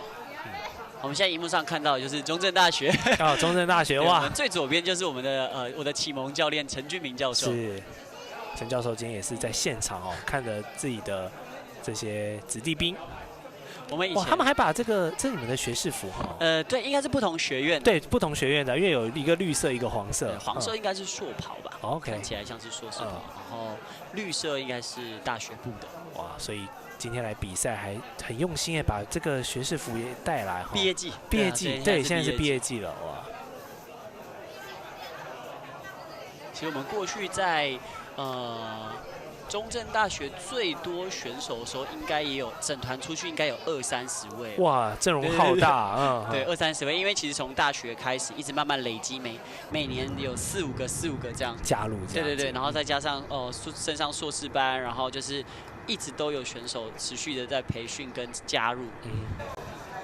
对，所以那时候在参加大专杯，其实也是一个非常指标性的赛事。哇，我们还有看到2位妹妹哈，她们还在找路线，不知道是不是刚才那个4位一起参赛的？现在2个走失了，2个走失了。今年我们这个组别最年轻的呢，男女选手都有到10岁哈 ，M10跟 W10，所以其实这个年龄跨距也蛮大的。10岁的确是就是蛮适合开始就是认知学习的一个阶段。认知学习是。因为像我们在学校推广也是在比如说像是在国小推广，我们会分成低中高年级，低年级是1、2年级，他可能还在探索阶段，我们可能用不同的形式，用积分赛的方式来去让他可以了解校园，然后跟增加他对于这样子就是定向越野了解的一个兴趣。那在中高年级的部分，我们就会开始渐进的去让他可能用顺点赛的方式，必须有目标性的去学习定向越野要怎么样去从 A 点到 B 点，你要怎么样思考，然后跟颜色是如何去做对照。对，所以其实他在推广上，他其实也是可以把它分成好几个不同的学习历程，来去做定向越野的这样子的教学的模式。廖教练刚刚有提到这个顺点赛跟积分赛，我刚帮观众朋友解释一下哦。我们顺点赛就是像这一次的赛会这样的模式，就是选手们一定要依照这个顺序来通过各个检查点，然后比时间，最短时间内呢可以按照顺序通关的人呢，就会是这个靠你最后的排名。那我们的积分赛呢，就是选手可以自由选择这个检查点，那会依照这个不同的难度哦，给予不同的积分，对，然后最后再看你的积分加总这样子。是，对，所以积分赛比较大多是以就是推广的角度，它就比较不是正式的比赛，是对，但是它也是一样是定向越野的一种就是推广模式，因为它的地图的绘制跟它所有的结构都一样，只是它的赛事的模式不一样，对。那如果是以顺点赛的话，的确就是会非常符合就是定向越野的这个国际规范。那其实我们看到定向越野它的非常明显的就是它的这个旗帜，对，就是橘白相间的旗帜。对，就是它的定向越野旗。那你只要在各个城市，如果有看到这个旗子，就代表他在比这个东西。对，那如果你自己有你自己有体验过定向越野，你了解定向越野，你可以现场如果可以报名，你就可以马上参加。哇，因为它是世界通用的规则。OK。对，所以其实它就是没有分不同国家有不同的规则，没有，就是都一样。反正就是拿到那个图，我们就以那套图的模式来做一个标准。哇，没错。你有这样的经验吗？看到然后就这么 random 去报名？我是没有，因为我每次出国都是以比赛的我想说，我今天拖着那个行李箱，哇，我看到我还要瞬间报名，真的太有意思了。但的确有，就是的确有，现在有一些，比如说像是观光景点，它会用固定装的方式，就是固定在那边，然后你可以去管理室，然后去兑换地图，然后你就可以去像是走马濑公园，或者是中正纪念堂，他们都有这样子的固定式的装置。对，那你就可以借由地图，然后来去了解整个就是像是整个区域的一些就是一些装置艺术啦，或者是要去的地方。对，就等于把整个台北市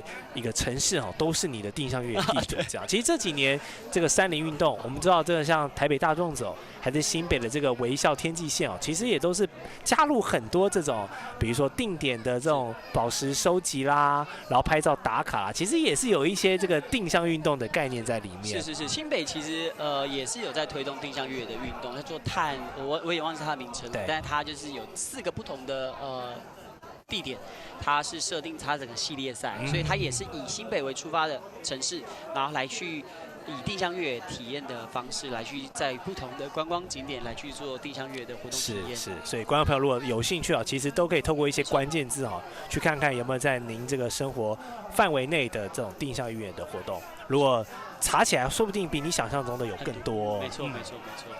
好。欢乐型的也有，欢乐型的也有，竞技型的也有，没错，这个各取所需哈，看你想要参加什么都可以。啊，今天也设定了一个背后的扛棒，全国大专校院这个定向越野锦标赛暨全国排名赛，让大家比完赛还可以在这边拍照留念。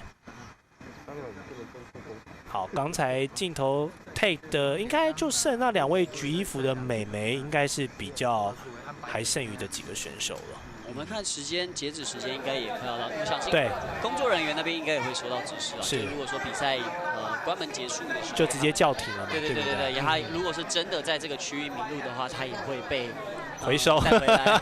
是，我们的回收车终于出现了哈。哇，中正大学确实，对，哇。这2位妹妹还在找位置。我们旁边其实有看到，她应该是工作人员。对，其实。但因为时间，她只是先掌握他们的位置哈，在时间还没跑完之前是 OK。他如果时间已经到了，他们其实会协助他们，给予一些提示哈。对，就是会协助他们尽快完成比赛。对，因为在整个比赛结束之后，其实大会也会有像大家在等的，比如说颁奖典礼啊，对，会有一个流程啦。对，每一组其实都他们知道位置之后就全力冲所以他们其实是有体力的，感觉他们是抓不准方位。对，因为你在找方向的时候，其实等同于休息。是。啊，与此同时哈，在我们2位妹妹还在努力找方向的时候，选手们还是持续在拍照留念。学士帽、学士服哦，都上了。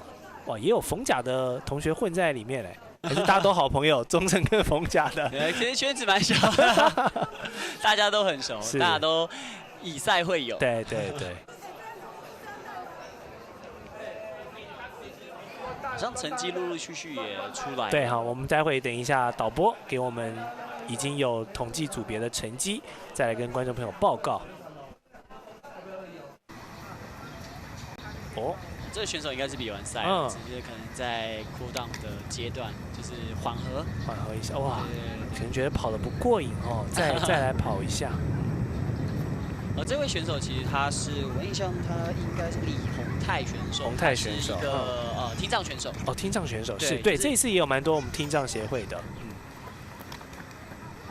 好，我们剩下50秒。对，不到1分钟的最后时间喽。现在已经是下午的3点24分了，准备关门了。准备关门了。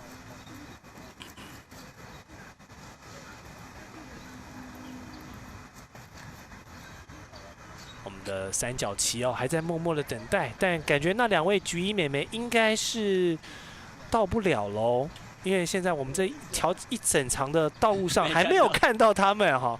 你这样要跑过来，好像也对，也来不太及。所以应该工作人员已经收到指示了。最后的读秒阶段哈，我们再看看会不会有人出现。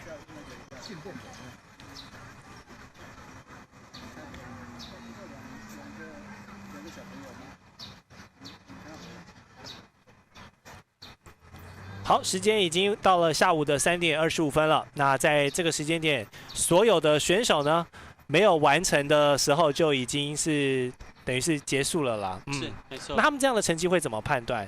他就是 overtime 超时，其实就不计入成绩，就不计入成绩了。OK。对，因为其实某种程度我们在就是虽然有不同赛组，好，我们来看一下成绩。今年的大专一般女子组 W21C， 我们的第1名来自国立成功大学的廖雨晴选手，第2名是郭芷妍，第3名是罗燕芝。恭喜3位哦！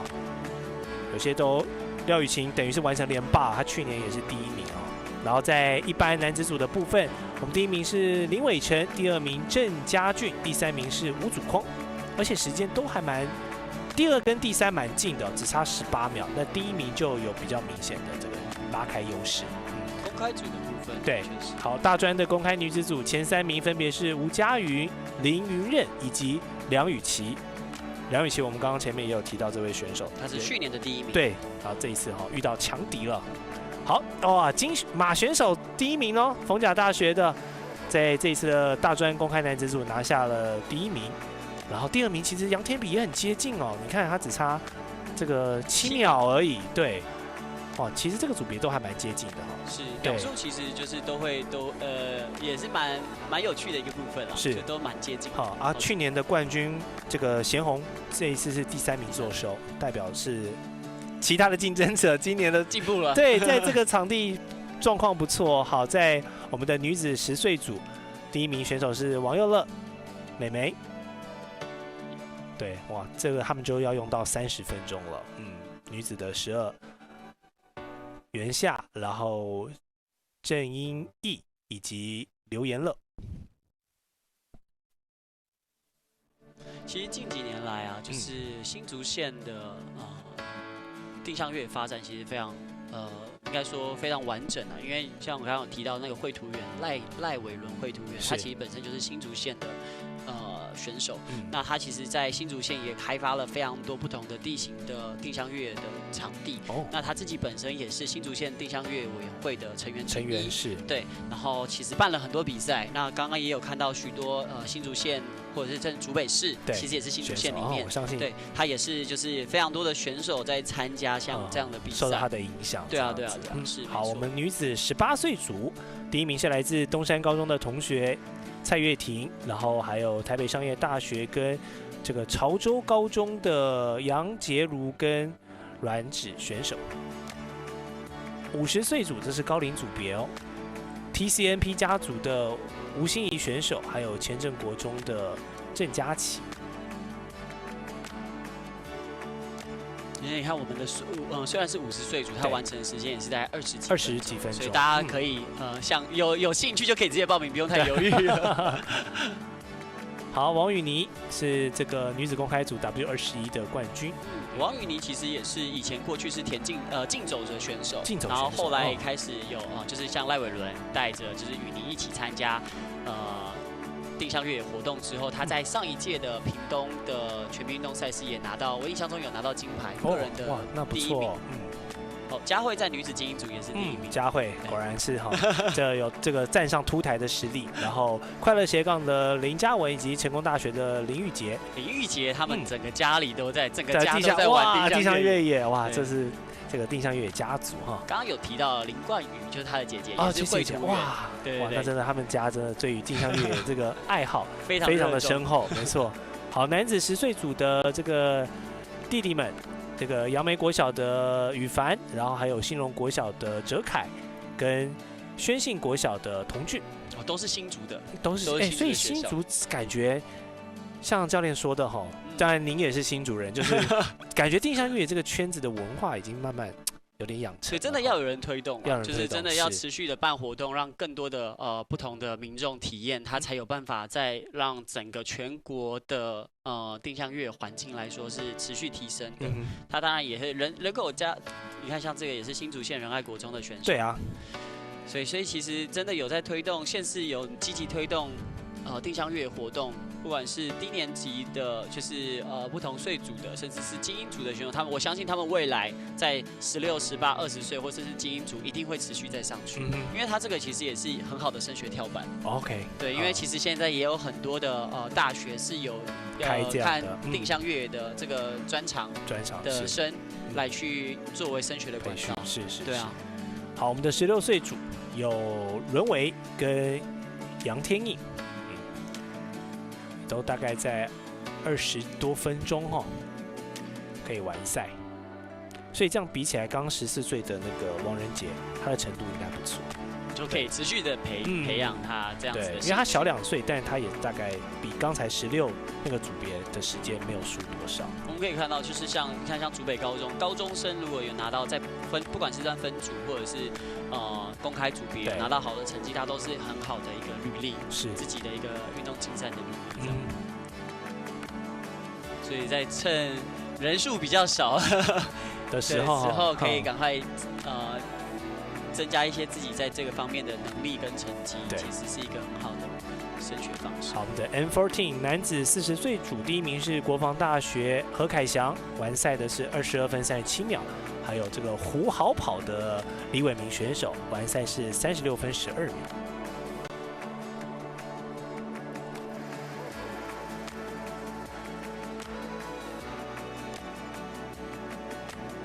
看现在也是多云的天气，对，所以其实没有刚刚这么晒了。没错。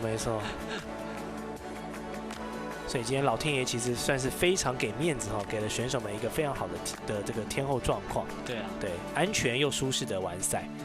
好，高龄的男子50岁组，对，国防大学的罗国伦选手18分20秒，哇，老当益壮50岁组，然后可以压在20分以内，不输年轻人了，代表他的判断图的能力是很强的。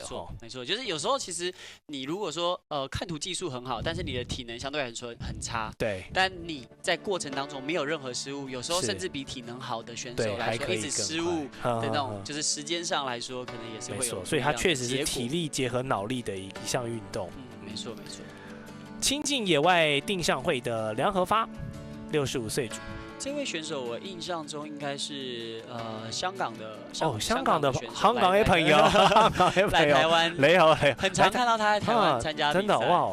可是教练刚刚有提到，其实中国跟香港近几年在定向越的成绩也不错所以他们在地其实应该也有蛮多的赛事在举办。对，没错，是。在中国的赛事其实有相对来说参与的人数更多，因为他们人口基数大。对。那在香港的部分，在国际应该说精英选手培训上，他们其实我记得从前年开始就有请国外的教练，精英的就是教练可能过去是精英选手，然后退役后变教练，然后来去带领他们国家队去做任何的训练。是。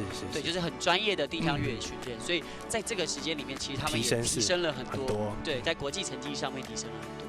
好，我们来看男子的精英组哇今年的第1名是台中市定向越野推广协会杨选手，哇，他可以压到16分以内。那包含听障定向越野队的庄永志，也都是大概18分以内。所以其实听障定向越野队的这些伙伴们，其实成绩也都是相当不错。我记得今年的听奥，对，今年好像也有听奥，好像也是在，我也忘记在哪边，但是就是今年也有一个听障奥运的重要赛事，对于他们来说是一个蛮重要的参赛的一个基准。对，就是能够参加到听障奥运，其实也是跟国际上的精英选手去做较量。那台湾其实有些像是今年可能没有参加的，就是吴思颖，她也是听障选手，她是女生，她在过去她也是。囊括了好几年的，就是女子精英组哦，就是一般女子精英组的冠军，对，然后也是像今年也有选到，就是国手，也要代表台湾出去比赛，对，其实也是除了参加我们一般的，对，就是定向越野锦标赛，他都可以拿到很好的成绩。那他在之前在听障奥运也有拿过不错的成绩，没错，所以代表其实。定向越野这项运动，在我们听障朋友这个族群里面，算是很热衷尝试的一个运动项目。对，没错。而且他们的成绩也是一直持续在增加，成绩一直越来越好。好，持续有更多的这个成绩公布。男子16岁组，好，新竹县的东兴国小。陈同学拿下了今年的第1名东兴国中东兴国中，抱歉。然后还有这个屏东县立的林边国中，哇，所以你看新竹就包办了这个凸台的2名，都是东兴国中，代表这个学校在这做定向越野运动的推广是扎实的。没错，屏东县其实也有定向越野委员会，也是有也是过去是选手，然后转成就是推手定向越野运动的推手来去持续办理定向越野的活动。好，那我们刚刚有收到通知，在所有选手的这个成绩都已经陆续公布完之后呢，待会我们这个赛事也会再办一个颁奖典礼，所以也请观众朋友可以持续锁定，看看选手们在颁奖典礼上呢会有什么样的表现。好，那对于本届的这个大专院校定向越野锦标赛暨全国排名赛，想问一下刘教练，你这样从我们看到现在，对于今年的选手的参赛人数也好，他们的表现也好，有什么样的点评呢？我觉得基本上选手他还是不管是有经验老道的选手，或者是新进的选手，我觉得程度上都是一直持续还在，我觉得是就是还是持续有在增加。对，那当然也有很多的选手他们是就是新进的，那我当然也是希望他们可以持续的一直参与定向越野运动。那当然我们也希望各个很有经验的选手能够持续的作为定向越野运动推广的角色，推动的角色来去在自己的家乡或者是自己所在的城市就是推动定向越野运动。那当然我们刚刚也有提到，就是定向越野运动其实真的会一直持续都在增加。那我们也希望更多的人可以了解定向越野运动，然后甚至是持续参与定向越野运动。对，那对于选手来说，我觉得他们也是一直我看到很多选手都是一直持续有在参加，是不管是包含你的学妹嘛，都还有在持续参加竞赛型的，或者是甚至是自己当做推手来去做定向越野的推动。所以我觉得整体的定向越野来说，不管是选手或者是整个赛事，都一直持续有在往好的方向前进，我是非常非常感动欣慰吧。没错，就是包含赛前我们的沈理事长讲的哈，包含今年也有越来越多的 sponsor 愿意加入，然后投入到我们定向越野运动的推广当中。我相信这对于所有基层来讲也好，或者精英选手来讲，都会是一个很大的助力。这样，那今年2025或是明年的2026，是不是请刘教练跟我们分享一下，有什么值得这个定向越野爱好者一定要关注的赛事？其实像刚刚有提到，今年10月会办一个中距离的赛事，那也是中华民国定向越野协会所办理的，那大家可以持续关注。那当然各个县市刚刚有提到，像是北中南都有不同区域的委员会，会去针对于就是县市的定向越野运动来去做推广，大家都可以搜寻中华民国定向越野协会，甚至是地区性的定向越野委员会，这些资讯应该在网络上都可以看得到。是对，所以大家可以刚刚也有特别讲到，其实赛事它不会这么的应该说赛事体验不会这么长，所以如果你真的有兴趣，你看到你喜欢，我觉得你可以直接报名，是直接报名体验，你才知道自己喜不喜欢。对，是真的不要看看，然后觉得好像有点难，不会，其实你自己体验过后，你就会觉得我会下次继续参加。是好，刘教练的话，大家要听着哦，这个真的去赶快尽量的去这个搜寻定向越野相关哦，这个在观众朋友您生活周遭有在办的团体或是机构，然后看看可不可以报名，看看这样体验的效果，或许你会爱上定向运动。好，那我们今天再次非常感谢我们这个可以说是台湾定向越野的先驱，也是前国手的刘承勋教练啊，今天跟我们精彩的讲评。那我是董静乔，感谢您的收看，也请您待会持续锁定我们定向越野的颁奖典礼。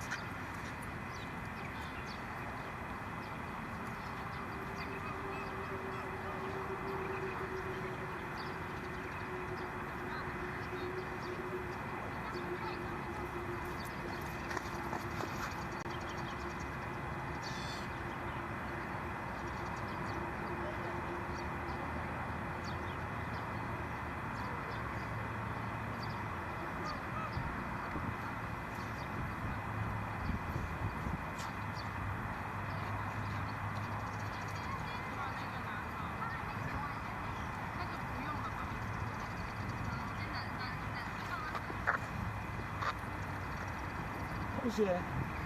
那个麻烦你们就是帮我拍照，拍我拍到。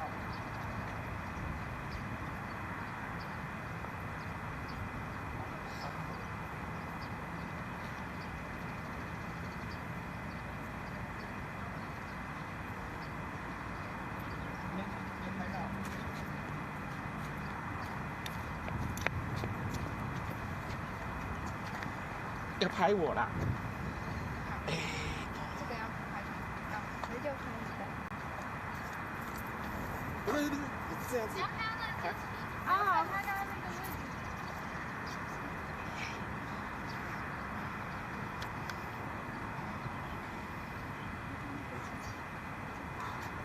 去刚刚我那个地方拍我。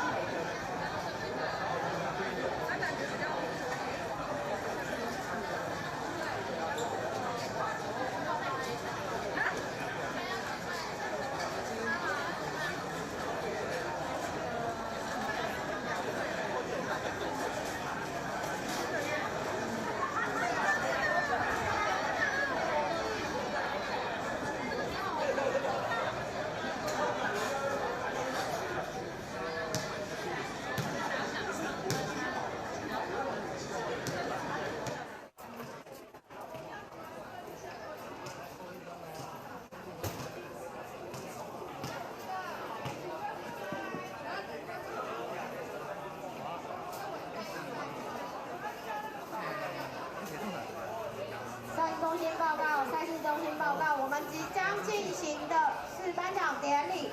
颁奖的顺序是由精英组先颁发。颁奖的顺序，精英组，再来是公开组，接着是18岁、16岁、14岁、12岁、10岁、40岁、45岁、55岁、65岁，然后再来是双人组、家庭组、乐龄组，最后颁发的是大学的赛事，大专一般组、公开组及总成绩是最后才颁发。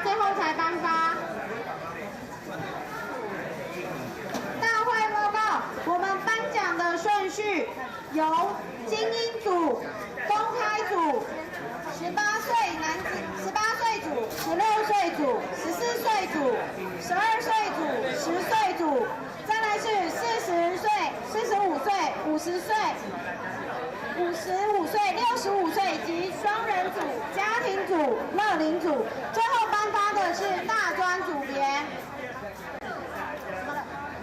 所以大专团体最后，因为大专颁完会再颁团体奖项，所以大专全部都会再颁。DQ 就你再看到等一下公开主持人。现在几号？我在。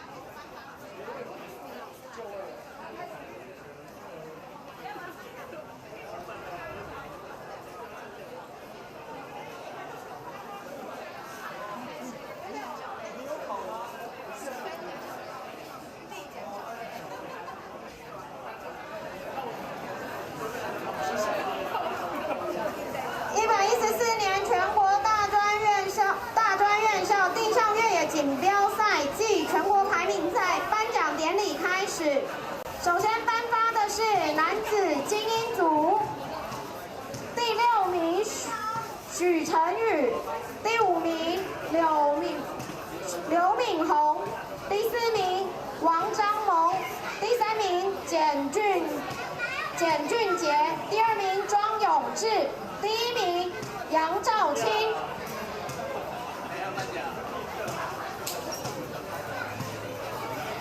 我们有请颁奖者，国立中正大学教授陈俊平老师为我们颁奖。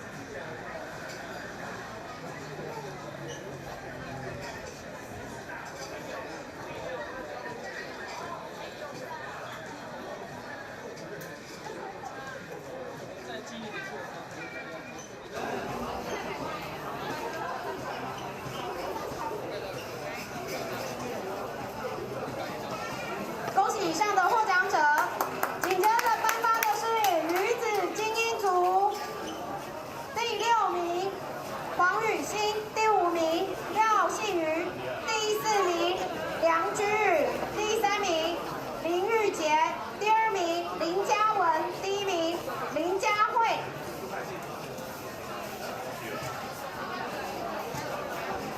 我们一样有请陈俊明教授为我们颁奖。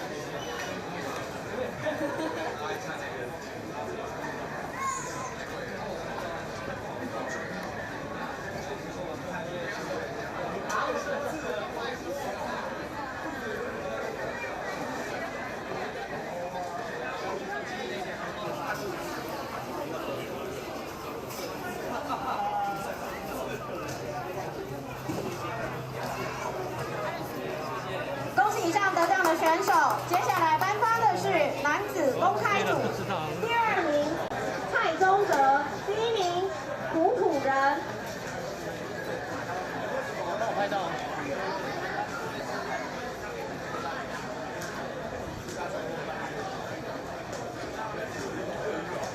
蔡宗哲选手，男子公开组蔡宗哲选手。国防大学蔡宗哲选手，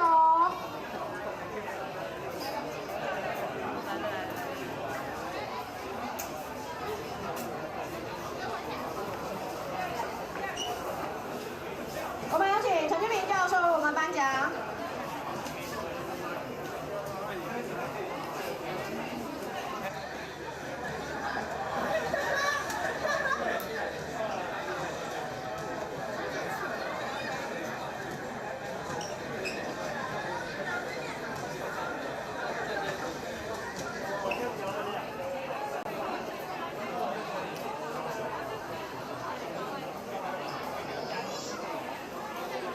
恭喜得奖的选手，接着颁发女子公开组，第3名陈子莹，第2名吕立新，第1名王雨妮。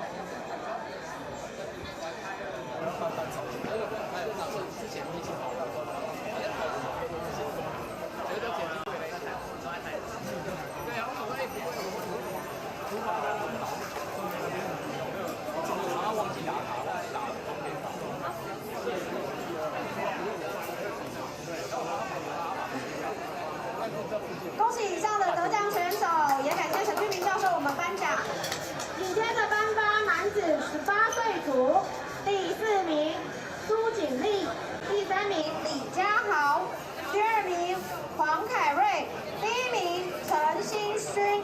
我们有请不换部的总经理吴荣洲总经理为我们颁奖。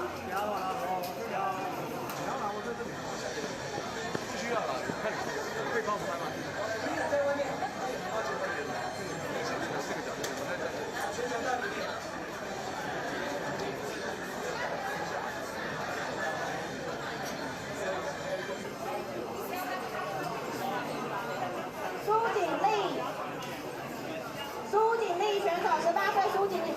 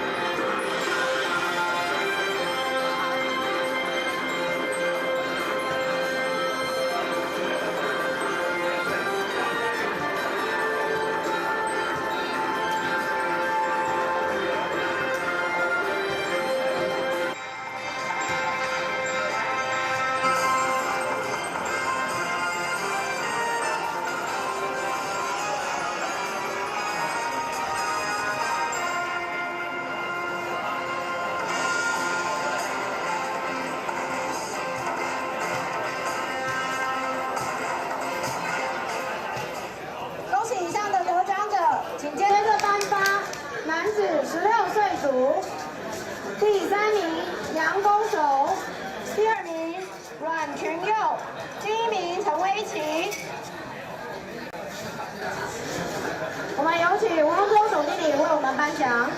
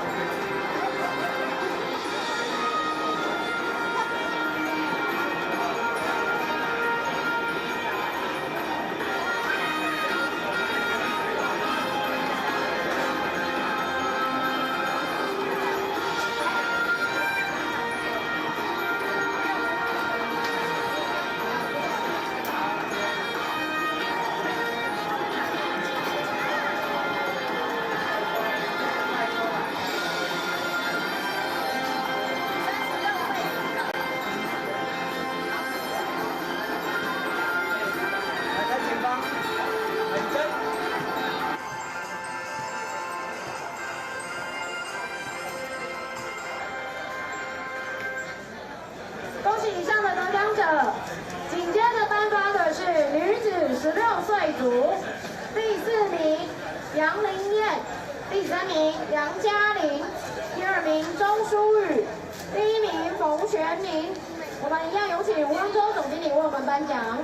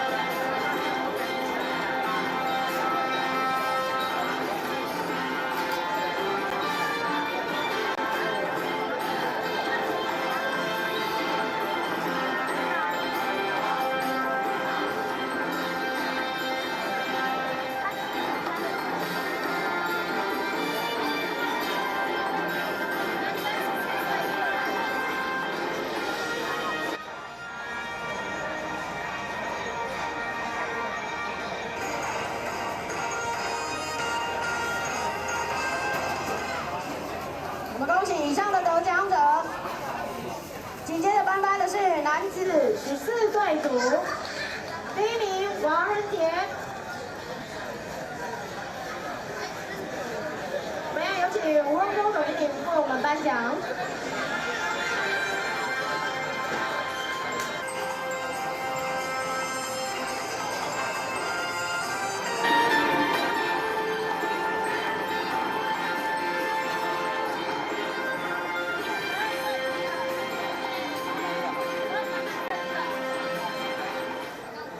我们恭喜以上的得奖者。紧接着颁发男子12岁组，第1名黄宇辰。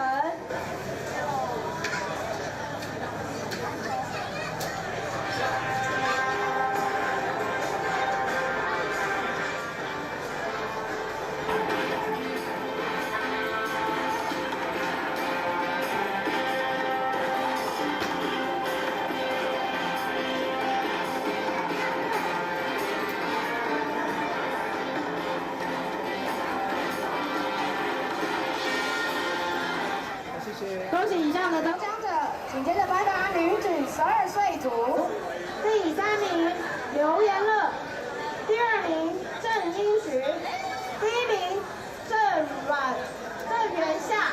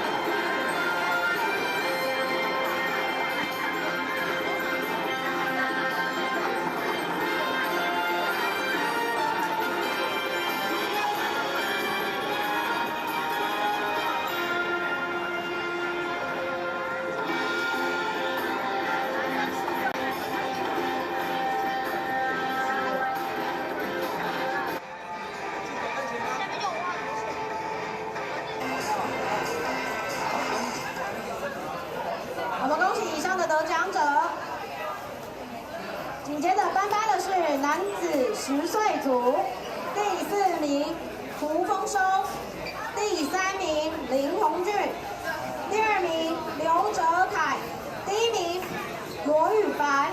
我们一样有请吴荣忠总经理为我们颁奖。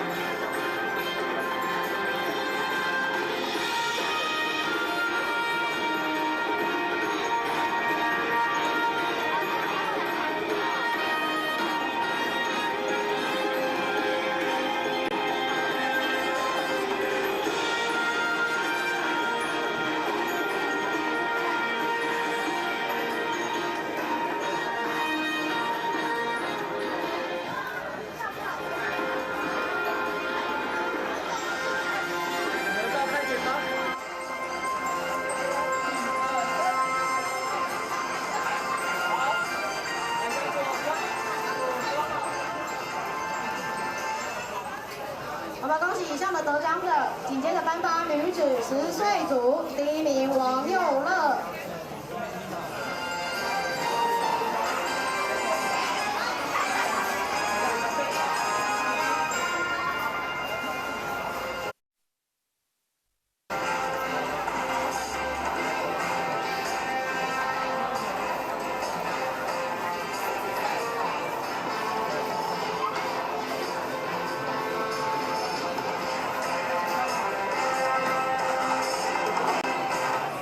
我们恭喜得奖者，紧接着颁发男子40岁组，第1名李伟明。男子40岁。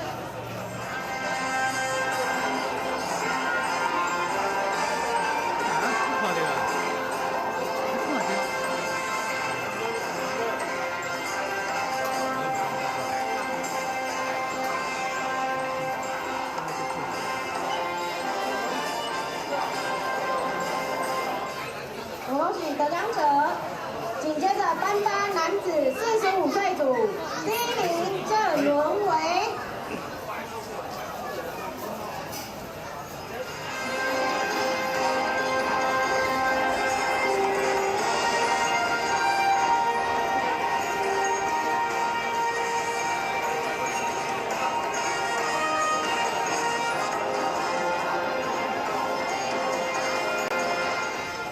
我们恭喜得奖者，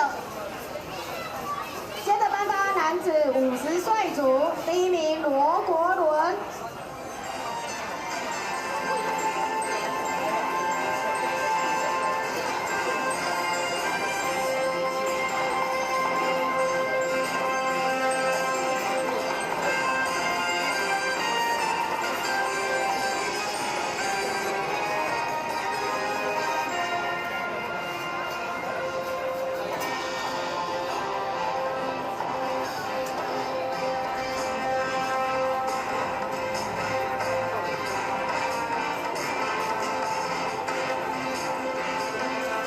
我们恭喜得奖者，接下来颁发的是男子65岁组，第1名梁和发。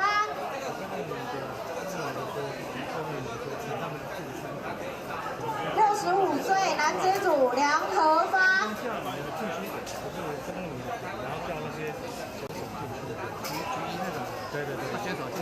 亲近野外定向会的梁和发选手。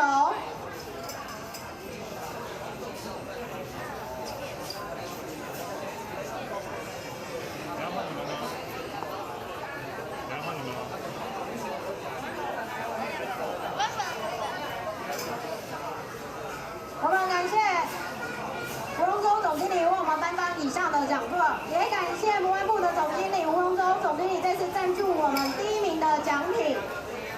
紧接着颁发的是双人组，第1名苏嘉信、苏宏凯。我们有请国立东华大学的教授陈少副教授为我们颁奖。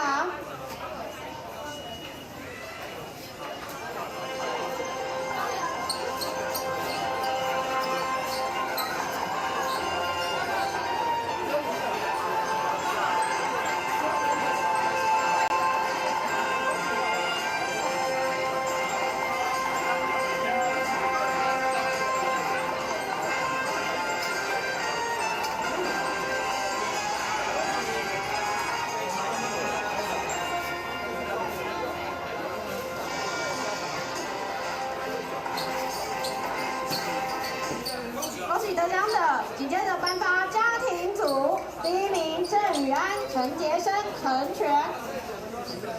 我们有请陈教部教授为我们颁奖。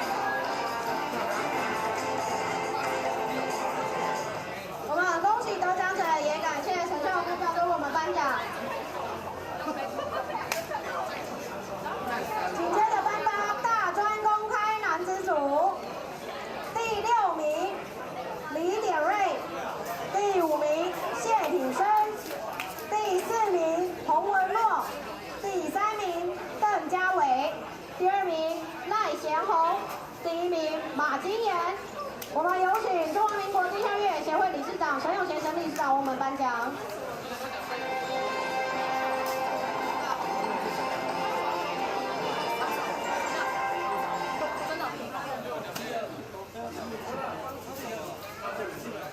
马金岩的感言呢？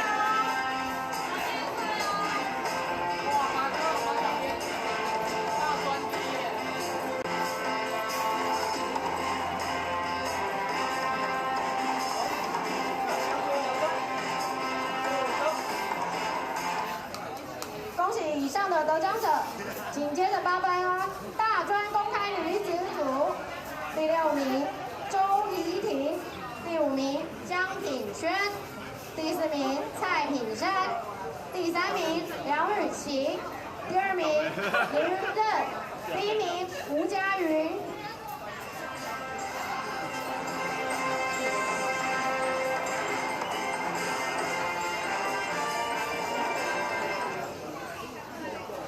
蔡品珊选手，江品轩选手。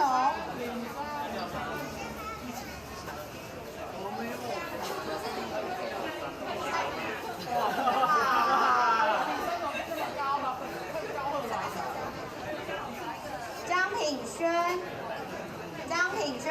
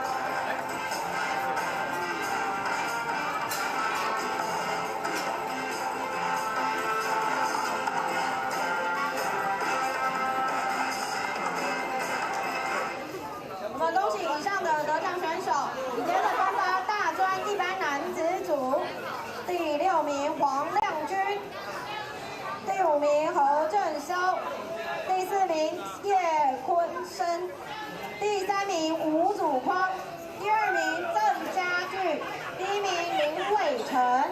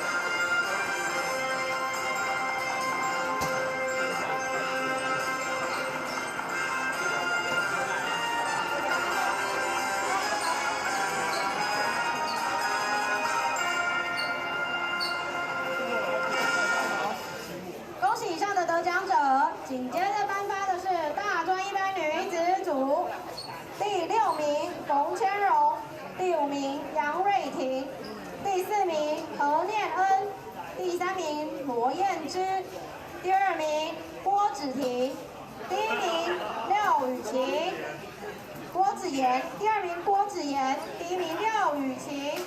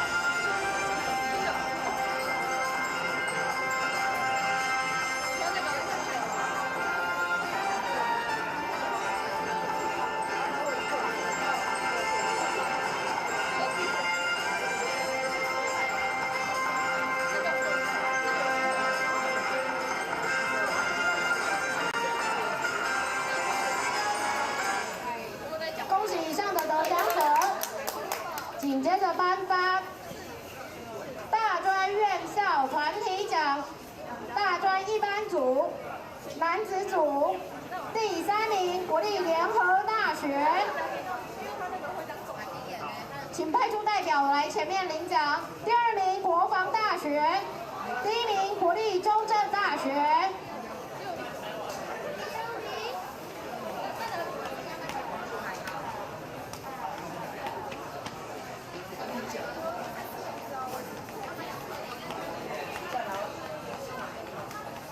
哦，这好像不用。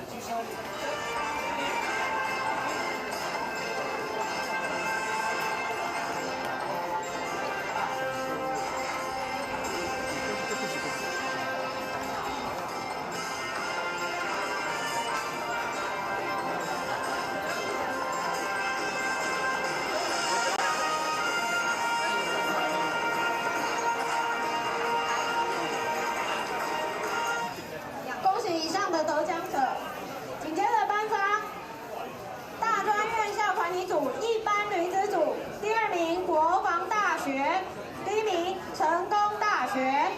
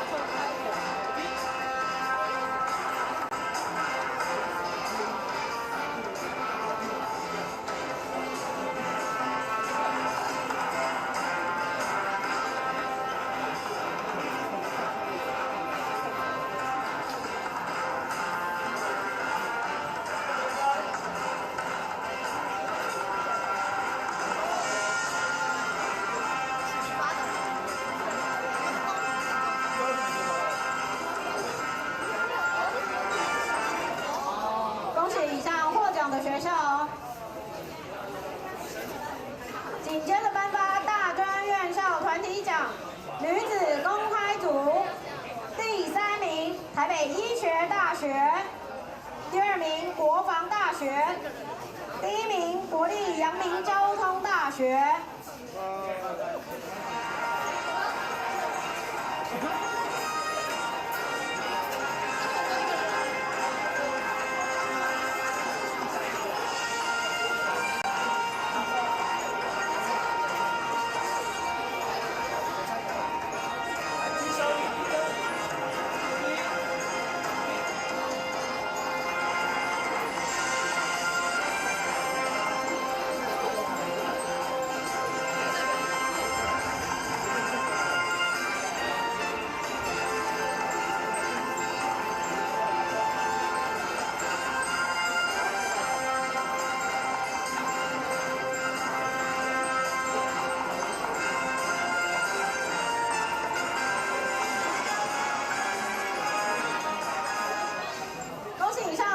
学校就颁发大专院校团体奖男子公开组，第3名国立成功大学，第2名逢甲大学，第1名国立中正大学。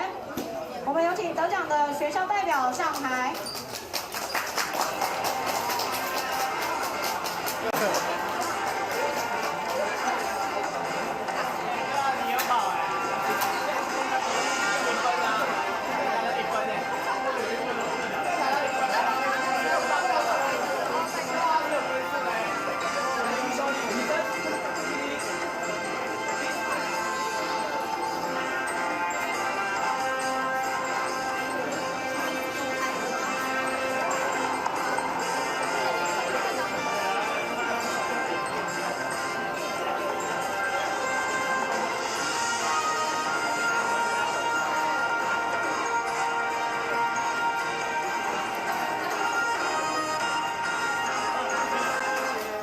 恭喜以上的得奖者！14年全国大专院校定向越野锦标赛暨全国排名赛颁奖典礼告一段落，感谢所有的参加者参与，我们期待下次的赛会与您相见，再见。